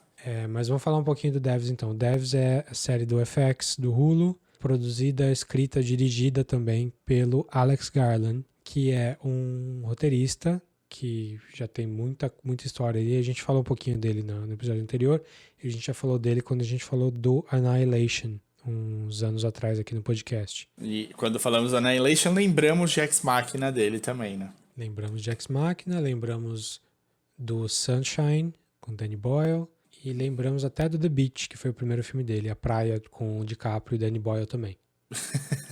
Que eu gostei muito, eu vi uma entrevista do Danny Boyle recente sobre o Yesterday, né? E aí falaram, foi a coisa mais cara que você já usou num filme, as músicas dos Beatles, né? Aí ele falou, foi a segunda coisa mais cara. Aí, mas o que foi mais caro que isso? O DiCaprio. Pois é. Que também foi pós-Titanic. Ah, não, o Léo tava no auge. Mas a gente falava do Alex Garland, né? Tem mais uma coisa que ele fez aí que a gente falou pouco. Mencionei no episódio anterior aí, que é o Never Let Me Go, aquele filme com o Michael Mann, baseado no livro do Kazuo Ishiguro, que até então era a única coisa do Alex Garland pra mim que tinha sido excelente do começo ao fim. As outras coisas tinham ideias excelentes, tinham até um desenvolvimento excelente, mas em algum momento elas caíam assim muito pra mim. Pra mim o principal disso é o Ex Machina. O visual é maravilhoso, as ideias que ele coloca ali são ótimas, mas ele não explora nenhuma delas. Ele fala de AI, né, de inteligência artificial, teste de Turing, não sei o quê, mas ele só menciona, assim, ele não aprofunda muito. E como eu gosto desse assunto, pra mim isso marcou muito, porque o Ex Machina não foi grande coisa. O Annihilation é uma salada, tem coisas super legais e tem coisas muito bestas. Tipo, tem aquele monstro que aparece no meio do filme que pra mim ainda se não é o melhor monstro que eu já vi na vida de cinema, tá no top 3 fácil. Mas também tem algumas coisas muito esquisitas e não muito bem desenvolvidas, eu acho. Mas no geral eu gosto do Alex Garland, mas eu nunca tinha amado nada que ele tinha feito do começo ao fim. Never Let Me Go foi o mais próximo disso. É um cara de ótimas ideias e algumas falhinhas nos finais dele, né? Sunshine é famoso por isso, né? Sunshine é um ótimo filme, mas aí no final ele muda. E inclusive o próprio Alex Garland e o próprio Danny Boyle não gostam do que eles fizeram com o final do filme. Não se sabe muito se foi só por causa do estúdio ou foi ideias deles mesmos, mas viram um slasher do nada e pior do que tudo que veio antes. Mas aí, Alex Garland, que veio de 2 filmes com muito sucesso de crítica, não tanto de público, que foi o Annihilation e o Ex Machina, resolveu fazer uma minissérie com o Hulu, com o FX. Já dava pra ficar de orelha em pé. O que ele vai fazer ali? Aí ele escalou o Nick Offerman para ser o protagonista, mais ou menos protagonista da série, né? O pôster da série, pelo menos, é o Nick Offerman, que é o Ron Swanson, Parks and Rec, fazendo, ao invés de ser um ludita que prefere construir a própria casa e não quer saber de tecnologia, Aqui no Devs ele é tipo um Steve Jobs da vida, assim. Ele é o outro lado. dono de... Ele é o outro lado. Ele vai pro outro lado do criador de espectro. uma empresa de tecnologia, sim. E na série ele coloca também a Sonoya Mizuno, que já tinha feito outras coisas, tanto no Annihilation quanto no Ex Machina. Ela é aquela robô japonesa do Ex Machina. E no Annihilation ela é a dublê de corpo da... Ela dança com a Natalie Portman. A Natalie Portman. Não é dublê de corpo, mas ela interage com ela ali. O espelho, né, da Natalie Portman. Isso, o espelho, exatamente. E mais um monte de gente que a gente não conhece muito, assim. Outro grande nome da série que as pessoas não conhecem é Alison Pill, Newsroom, Scott Pilgrim. É o ano da Alison Pill, né? É, porque ela tá no Picard também, né? Opa, e nas duas não sendo a melhor pessoa do mundo, assim, né? Pois é. E outra pessoa que você vai saber a cara, mas não vai saber o nome, pelo menos eu não sabia o nome dele, apesar de ter visto ele muitas vezes, é o Zach Granier. Sim, é um cara que tá em 30 coisas que você já assistiu. Que é o cara mais velho. No Devs, ele é o chefe de segurança da empresa, a Maia. E eu conhecia ele principalmente do Fight Club. Sim. Em que ele é o chefe do Edward Norton. Edward Norton, naquela cena em que ele se bate na sala do chefe, ele é o chefe. Sim. E ele também fez o Good Wife, né? Good Fight. Sim, tá nas duas. Nesses dois lugares e em todos os outros 800 créditos que ele tem, ele faz geralmente papéis de... Até uma pessoa durona, assim, mas geralmente muito longe do que ele fez no Devs. Aquele é um bruto, aquele é um segurança mesmo. Então vamos falar rapidinho da premissa da série, né? Porque a gente fica falando aqui de casting, se você não está interessado, não adianta. A ideia da série é... O Nick Offerman lá faz o Forrest, que é esse chefe de uma empresa muito grande do Silicon Valley, que você nunca sabe muito bem o que faz, assim, mas no primeiro episódio você saca que eles têm uma divisão que trabalha com computadores quânticos, quantum computing. A ideia é que alguns funcionários dessa companhia aí, a Sonoya Mizuno é uma delas, o namorado dela é outro, que é um rapaz russo. Sergei. Faz o personagem Sergei. Ele trabalha com algoritmo de predição. Então, a abertura da série, super legal, é ele demonstrando o algoritmo pro Forrest, pro Nick Offerman, em que ele ia conseguir predizer o movimento de um vermezinho, de um animalzinho muito simples. Ele basicamente mapeou os neurônios e o hábito de movimentação do micróbiozinho. E aí você vê na tela ele sincando o movimento e tal, e o cara fica impressionado. E a abertura da série é ele sendo oferecido ao Sergei a chance de entrar pro time Devs, que é a parte da companhia que faz o desenvolvimento de coisas novas, de novas tecnologias. E é uma coisa super secreta que ninguém sabe exatamente o que acontece lá, porque ninguém que trabalha lá pode falar o que eles fazem. Isso tudo é feito de uma maneira assim de um visual muito assim, muito bonito, muito suntuoso, assim, muito verde, muita floresta, fotografia muito bonita e num tempo muito devagar, assim, bem calmo, bem sério. Sem pressa. É uma série que rapidinho você percebe que eles vão falar sério sobre os assuntos. Sim. Acho que em termos de premissa, plot, é só isso que a gente vai falar até a gente entrar em spoilers. Vamos falar um pouco mais de temas antes de spoiler, mas em termos de plot, a gente vai descobrir o que é Devs a partir daí e como que esse cara se encaixa ali. E tudo isso é feito nesse clima bem lento, bem solene, assim, bem filosófico, porque já dá pra ver que os personagens têm discussões muito profundas uns com os outros, filosóficas mesmo, sobre a natureza da realidade, e sobre o futuro e sobre computação quântica. Isso no começo já aparece bastante. Então dá pra ver que é uma série que vai tratar de filosofia, do começo ao fim. E em algum momento existe um elemento de mistério, de thriller. O que você pode esperar da série é isso, uma série sobre filosofia, mas também uma série muito tensa. Uma série que se leva muito a sério, o que pode ser um defeito grande, Ou um acerto, né? Grande. Ou um acerto muito importante. Eu acho que aqui já dá pra dizer que foi um acerto pra gente, né? Ela aposta, é uma série que aposta alto. E como toda aposta, quando dá certo, o retorno é grande.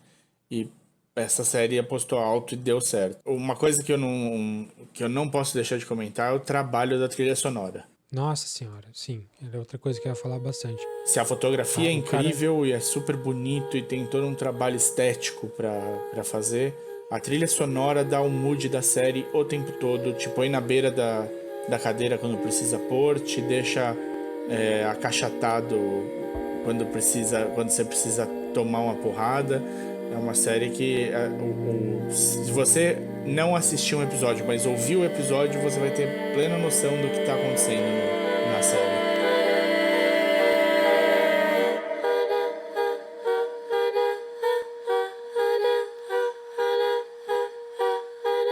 O cara que faz a trilha sonora é o mesmo cara que fez o Annihilation. Então, se você viu, vai lembrar de alguma coisa da música de lá, que é uma música muito inquietante o tempo todo. Um cara chamado Jeff Barrow. E tem as músicas também de um grupo chamado The Insects, que também é super bizarro, super estranho. E tem as músicas mesmo, que essa série, cada episódio tem uma música tema em que acontece algum tipo de montagem, assim, com música de fundo. Às vezes é na abertura, às vezes não, mas cada episódio tem uma, e são todas excelentes, assim, são coisas diferentes, umas mais um rock clássico, um pouco mais eletrônica. É uma coisa que Fargo, a série, usava também bastante, de ter uma música, até o Legion também, de usar uma música nesse sentido, assim. Eu recomendo muito, mesmo que você já tenha visto a série, de dar uma olhada nas playlists da série. Porque tem essas músicas e tem a trilha sonora. É uma coisa que vale a pena ouvir fora da série, assim. É bem, bem legal mesmo. Você notou isso também, não só da trilha, mas das músicas? Sim. Eu acho que todo o trabalho tá bem... tem muito cuidado, né? Eu não sei... O engraçado dessa série, pra mim especialmente, é que eu não tinha a menor noção de que ela estava sendo desenvolvida. Então, quando sai um produto tão bem cuidado assim, é sempre uma surpresa, né? Mas, basicamente, então, quais são os temas principais da série, na sua opinião, assim? Dentro da filosofia, é uma série que vai falar muito sobre... Tá falando de quantum computing, né? De computação quântica. Ele vai usar essa parte tecnológica para explorar temas da realidade, do que é real e como que a gente consegue entender a realidade através da computação. Ou dessa computação que geralmente eu falo, o pessoal usa quântico, ciência física quântica, quando quer falar mágica. Sim. Na ficção, assim. O Ant-Man lá da Marvel. Como é que ele consegue fazer aquilo tudo? Não, é porque ele vai pro reino quântico. É a mesma coisa que falar que tá indo pro reino mágico, porque não tem fundamentos científicos mesmo ali. Aqui nessa série, não. A ideia, ele quis pelo menos embasar, não sei se mostra muito, mas ele quis embasar com coisas que poderiam acontecer. Acho que ele tá mais calcado na realidade, assim, na possibilidade da realidade. Então, acho que determinismo e o que é a realidade são dois grandes temas da série, nessa parte filosófica. Mas também tem temas ligados ao plot, que não vou falar muita coisa aqui, mas de confiança, de como você encara a realidade, não só filosoficamente, mas na prática. É uma série que é uma série de ficção, mas ela não vai... Ela só vai longe dentro do campo ali da possibilidade, assim. Ela nunca fala, diferente do Westworld, assim, ela nunca fala, não, mas isso aí é demais. Eu acho que ela tá sempre dentro da proposta dela. Sim. Não, ela não foge. Eu tive uma ressalva em um episódio só e os episódios seguintes baixaram. Teve uma coisa que aconteceu em um episódio, bem no fim do episódio, que eu falei, aí forçou demais agora. Tava indo tão bem. Você quer deixar pra falar depois? Vou deixar pra depois. Mas os episódios seguintes já baixaram completamente isso e eu fiquei muito mais tranquilo com tudo. Beleza. Então, antes da gente entrar em spoiler aí, vamos só ver uma geral de por que tá valendo a pena, assim. Por que ela tem de tão diferente. Porque, afinal, se você não tem Hulu aqui no Brasil, que Hulu não existe oficialmente no Brasil, é difícil de assistir, difícil de achar. Não sei se o FX brasileiro tá passando, eu acho que não. Mesmo assim, enfim, não é uma série muito fácil de achar, não é uma série que tá fazendo muito barulho, a não ser pra crítica, mas a gente já cravou aí como série do ano praticamente, até agora pelo menos. Então, pra você, que mais que vale super a pena nessa série? Eu acho que primeiro ela é uma série que acerta muito no desenvolvimento, porque tem séries que são lentas e o desenvolvimento é falho. A gente acabou de falar de Westworld e que em uma parte dessa terceira temporada o desenvolvimento foi falho para alguns personagens. Devs acerta muito no desenvolvimento de personagens. Você entende exatamente quem é cada um deles e quais são os objetivos. Não tem ninguém que você é pego de surpresa. Ah, nossa, nunca imaginei. Não, a pessoa tava nesse caminho e faz sentido. Devs também é uma série que o vale pela qualidade técnica. E parabéns pelo FX por entregar uma coisa nesse nível. Assim como ele tinha feito já com algumas outras séries anteriores, que nem você falou do Legion. Então é isso. Tem uma coisa negativa que eu queria falar antes, que eu acho que as pessoas podem ficar com o pé atrás. É que todos os personagens, como a gente falou, é uma série meio séria, os personagens são muito quase blasé. A atuação deles é muito petrificada, assim. Eles falam devagar, olhando para o espaço. Em alguns casos, tem a ver com o que acontece com a série, tem a ver com o plot. Mas em outros eu acho que não. A sensação que eu tive é que é uma coisa que talvez fosse até uma crítica ao pessoal dessa área. Não sei, não sei garantir isso, mas pra mim fica muito uma ideia desse tipo de pessoa. Posso estar enganado. Eu acho que é muito do próprio autor, cara, porque o Annihilation tem um pouco disso. Tá todo mundo meio descolado da realidade, Sim. tá meio flutuando. Sim. Ex Machina um pouco menos, mas sei lá, eu acho que é dele. Eu acho que nesse aqui você tem algumas pessoas que emulam bem, né? O Forrest, quando precisa, ele tem bastante emoção. O Jamie é um personagem que eu gosto muito também. E o Jamie não é um cara blasé, A gente vai falar um né? pouquinho melhor em spoiler, né? Mas eu acho que mesmo o Jamie, que seria o cara mais coração, assim, da série inteira, que você que tá no pré-spoiler aí não faz ideia de quem é, tudo bem? Eu ainda acho que às vezes ele fica meio lerdão, assim, meio lerdão no sentido de lento, de falar devagar e de tá meio aéreo. Certo. É uma série de todo mundo é meio um pouquinho aéreo, pelo menos. Sim, sim. É uma série... Ela tem essas frases que precisam ressoar no ar um tempo até outra pessoa reagir, né? É uma conversa mais longa, assim. É um tempo maior para você entender o que está sendo falado e tal. Eu acho que é isso mesmo. Você tem que refletir em cada frase que é falada ali, porque tudo tem um pouquinho de significado. E aí, nisso, algumas coisas, talvez ele dê uma importância maior um peso maior do que elas realmente têm. Eu acho que principalmente nas coisas românticas. Eu acho que... E aí, talvez a gente vai discordar, que eu sei que você é mais coração mole do que eu. Uma parte do romance ali eu achei um pouco mais juvenil, assim. Não discordo. Dessa vez eu não discordo. Sou mais coração mole, mas é a parte que me interessa menos. Eu achei, inclusive, mudanças bruscas em alguns momentos de comportamento por pouco. Mas tudo bem, a gente pode falar sobre isso na parte de spoilers. Prefiro. Sim, isso tudo não é suficiente para estragar a série assim nem um pouco. Ainda é uma série muito, muito acima da média e super recomendável pela gente. Sem dúvida, não. Eu acho que isso são coisas pequenas que, assim, é bom que a gente possa comentar.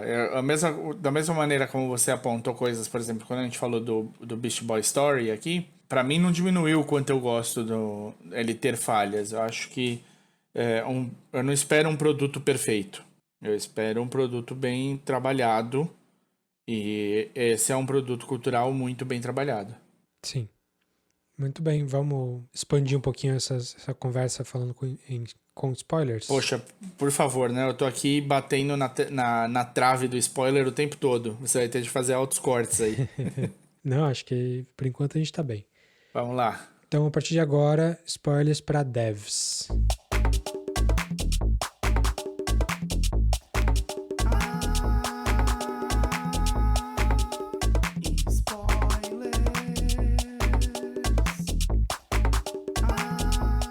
Ou será spoilers para Deus?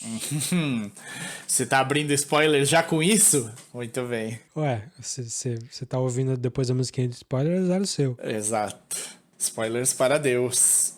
É uma ideia bobinha, né? Tipo, é uma piadinha interna Sim. que a série apresenta como piadinha interna mesmo. O cara mesmo fala, foi só uma brincadeira que eu quis fazer. Exato. E beleza, eu comprei. Assim, porque ele falou isso, eu comprei. Se fosse Se sério, tivesse sido aí sério- seria horrível. Aí não. Então tá, então a gente tá falando de determinismo versus multiverso. É isso? Isso. E ainda assim, multiverso determinístico também, né?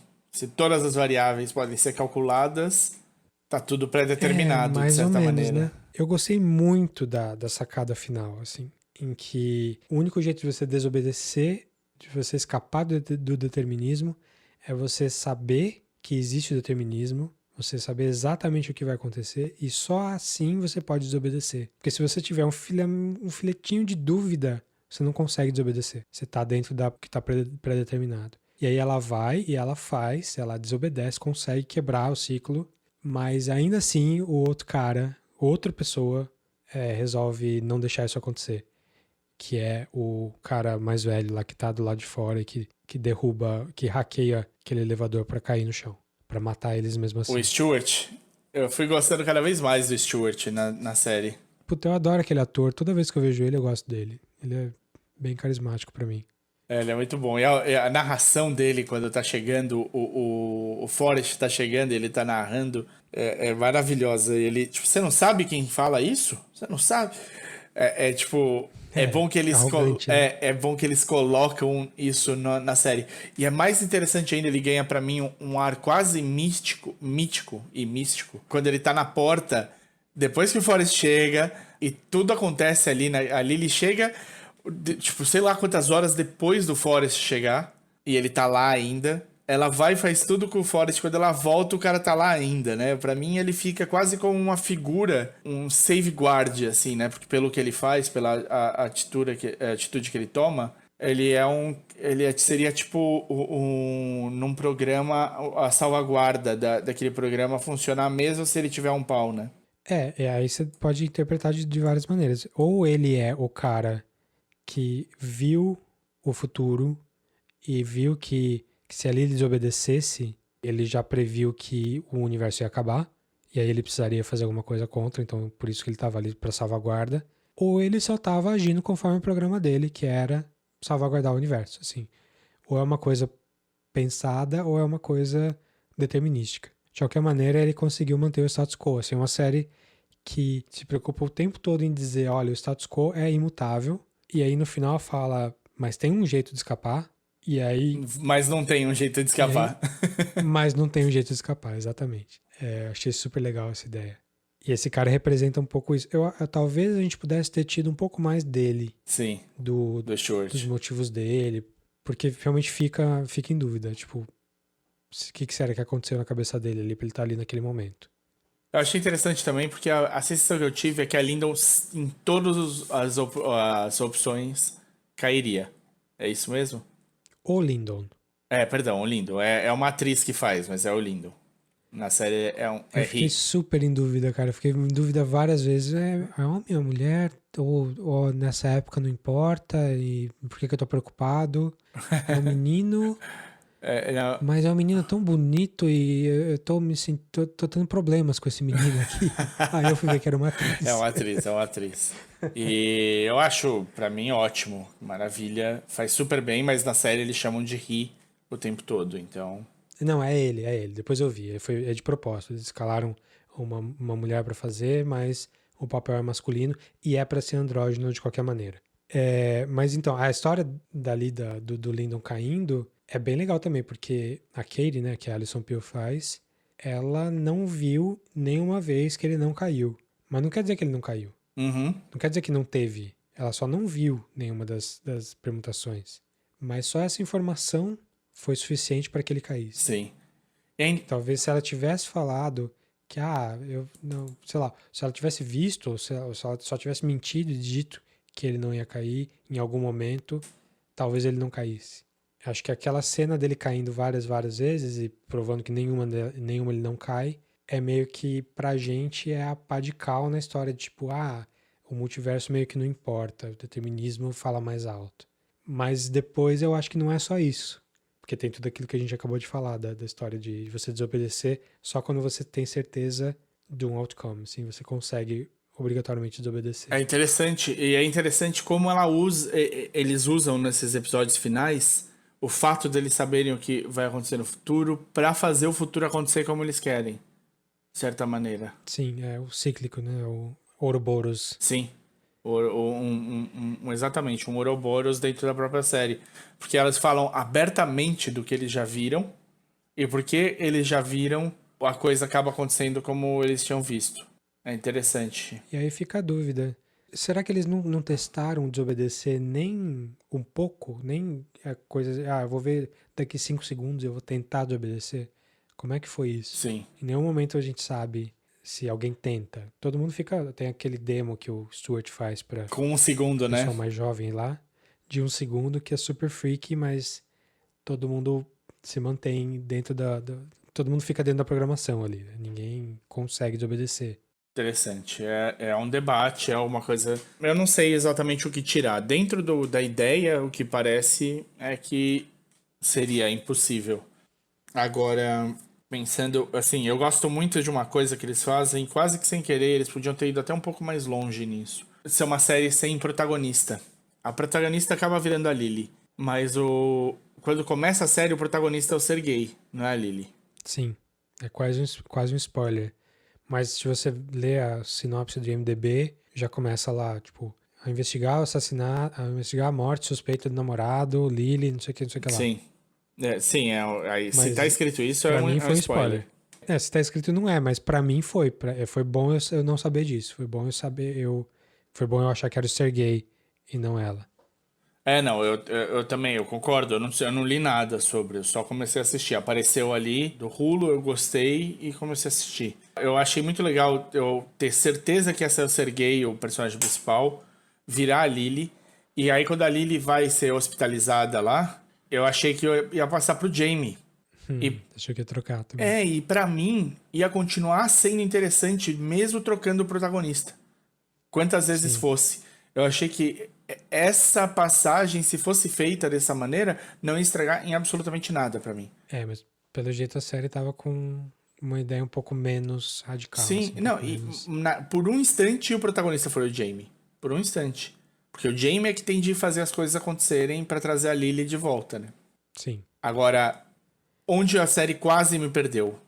No fim do 4º episódio. Quando eles vão internar a Lily. Até internar a Lily, quando entra a polícia, prende ela, vai ser internada, tá com o doutor ali falando é verdade, essa daí mesmo, não sei o que lá. Até esse ponto, ok, comprei. A hora que o segurança entra pela porta, leva o Jamie pro fundo, fecha a cortina da casa, aí eu falei, puta, fizeram aquele super vilão. O cara ficou mais... ele é bem... Ele ficou maior do que a série. Quando ele matou o agente russo ali, eu já achei que o cara tava Overpower. É. Eu também, eu fiquei com essa impressão. Mas essa parte não me perdeu, não. Por que mais? Porque você acha que mudou muito o foco? Não. Então, eu achei que ia mudar. Na verdade, assim, quando tem a briga com o agente russo e ele ganha, eu achei que foi uma luta suja, foi meio escroto. É uma luta de quem brigou em rua sabe que às vezes as lutas são assim mesmo, não dá nada certo, não é aquela beleza do Kung Fu, do Matrix, do Tigre e o Dragão, não tem essas coisas. Na rua você acerta como dá pra acertar a pessoa e fica feliz de não estar apanhando. Eu achei que fazia algum sentido. E falei, alguma hora a gente vai saber sobre o passado desse cara e a gente vai descobrir que ele tem um pé em espionagem também e tal. Então é um cara que não era só um segurança de uma empresa. Eu falei, quase com certeza ele tem alguma coisa, algum passado aí que pelo menos faz ele ser bom de briga também. Agora... com certeza. Matou a agente russo, certeza. Né? Agora, quando ele entra na casa, depois dos policiais tirarem não sei o que lá, eu achei meio over. Por vários motivos. Pra que o segurança ia entrar na casa se a polícia tava ali? É todo mundo fora, a gente tá levando ela. Se o Jamie falasse, não, você não tem liberdade pra entrar na minha casa, não tem liberdade pra entrar na minha casa, a polícia intervém. Que a polícia tá no bolso dele. Né? Sim, eu também fiquei com essa impressão da possibilidade da polícia estar no bolso. Mas entendeu? Foi tanta coisa numa cena pra forçar uma barrinha que não precisava ser forçada daquele jeito. E aí o cara fica overpower, porque ele é um cara que tá um passo à frente o tempo todo. Eu entendo perfeitamente. Pra mim não bateu tanto, não. Pra mim, eu acho que serviu. Foi uma cena super chocante, a tortura dele é super chocante. Mas pra mim tava dentro do que era o personagem do Kenton ali. Ele já, pra mim, ele já vinha sido construído como esse cara que joga sujo, etc. É que esse personagem, é que a tortura vem no episódio seguinte. Naquele ponto... Ah, tá, pra você só apegar... então, naquele ponto, pra mim, ele matou o Jamie. Entendeu? Resolvi todas as pontas soltas de uma vez. Mato o Jamie, a mina tá no hospital e nunca mais vai sair. Um abraço, tá tudo resolvido, vambora. E aí a série ia ser outra. Quando vem a tortura, ele se abre também. Ali ele conta um pouco dele. E aí ele deixa de ser overpower, né? Até porque ele cria a primeira falha dele. Porque ele não fecha uma ponta solta. Que ele podia ter resolvido de outra... ele podia ter resolvido de outra forma. Então, tipo... E aí ele... Tipo, quando ele volta, ele mata o Jamie, tipo, pá... Olá, foda-se. Tipo, tudo aquilo que eu relevei no outro episódio, pau no cu. Agora você morre de prima, abraço. Ou não vou falar nada. Nessa aqui eu vim só pra ser o vilão. E aí eu adoro que o Pete, o mendigo, é um russo infiltrado. Que ele era russo, não tava explícito. Agora, que ele ia ter um papel importante... desse tipo, pra mim, ele aparecia muitas vezes na série, sem motivo nenhum. Assim. Só pra ser um alívio cômico. Ele apareceu... Todas as vezes anteriores, ele apareceu com um alívio cômico, né? Ele mostrando o dedo, dando tiro no cara, levando a Lily, coisas assim, né? E até nesse episódio, acho que um pouco antes, talvez, que ele aparece de vez, eles mostram ele de novo. Cara, dançando na praça ali, né? Então foi um pouquinho, assim, exagerado na exposição ali, que ele ia ter um papel muito importante nesse sentido de proteger ela. Porque ele tava sempre de olho nela e tal. Trate bem o seu mendigo da vizinhança, né? Essa ideia. Então, o Jamie foi puta escroto, né, com ele, no começo. Ele falou, não, se eu te der um dinheiro, você para de falar comigo? Eu não sei como que esse cara continuou sendo desenvolvido como... um bom protagonista. Não é protagonista, né? Mas um bom personagem. Sim. Porque pra mim ele perdeu simpatia naquele momento ali. Verdade. Por mais que ele seja virtuoso no resto, não que eu não goste dele no final, mas pra mim foi desnecessário, assim. Foi escroto desnecessariamente. Não, sem dúvida foi escroto desnecessariamente, mas foi uma coisa interessante acho que desenvolvimento de personagem, mostrando que o cara tem faces, né? Não é um personagem... sei lá, é que foi só isso, né? Desnecessário nesse sentido, né? Não aprofundou isso, então acabou sendo inútil. Outra coisa que eu queria falar, não é de plot, mas é de tema. O personagem do Forrest, do Nick Offerman, eu gostei muito da motivação dele. E não só da motivação emocional simples da coisa, do tipo, ele quer ter a filha dele de volta. Eu gosto de como o Alex Garland conseguiu passar a ideia da série, a ideia filosófica da coisa, a mecânica do plot da coisa, das realidades e tal, e conseguiu atrelar tão profundamente com essa parte emocional. Porque não é que ele quer ter a filha dele de volta, é que ele acha, ele tem a fé total que o universo é determinístico, porque é o único jeito dele escapar da culpa dele de ter, de alguma maneira, influenciado na morte da família. Porque se ele tiver livre-arbítrio em qualquer momento, ele é culpado, ele podia ter escolhido melhor e não escolheu, e ele vai ter que pagar por isso, sei lá, ele tá sofrendo porque ele é culpado.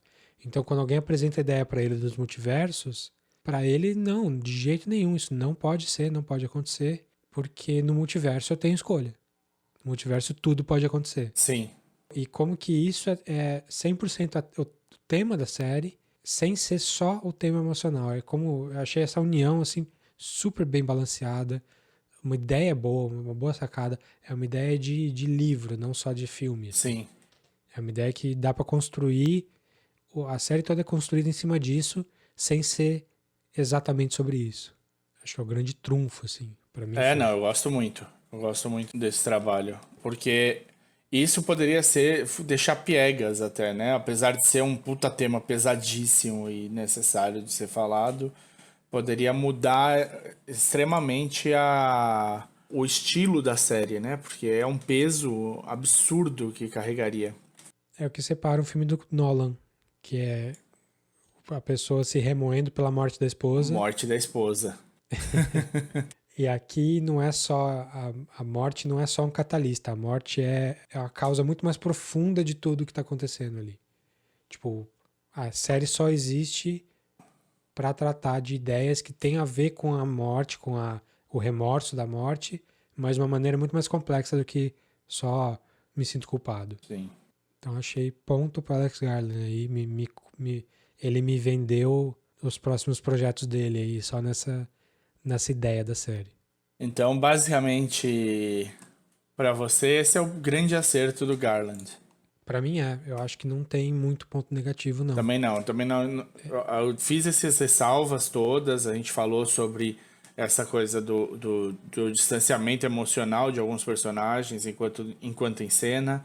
A gente falou sobre... Eu falei sobre esse Big Bad overpowered na forma do Kenton, mas eu acho que nada disso estraga a série em si. Concordo. Maravilha. Quer fazer um paralelo rápido com essa terceira temporada do Westworld? As duas séries falam sobre viver dentro de uma realidade, de uma simulação, e as duas falam sobre determinismo. Sim. E aí? Tudo que a gente já falou aqui já deu pra sacar, né? Tipo, o Westworld vem trabalhado a ideia de simulação há muitos anos, não só nessa temporada, mas a segunda também. E nessa terceira ela veio trazendo determinismo.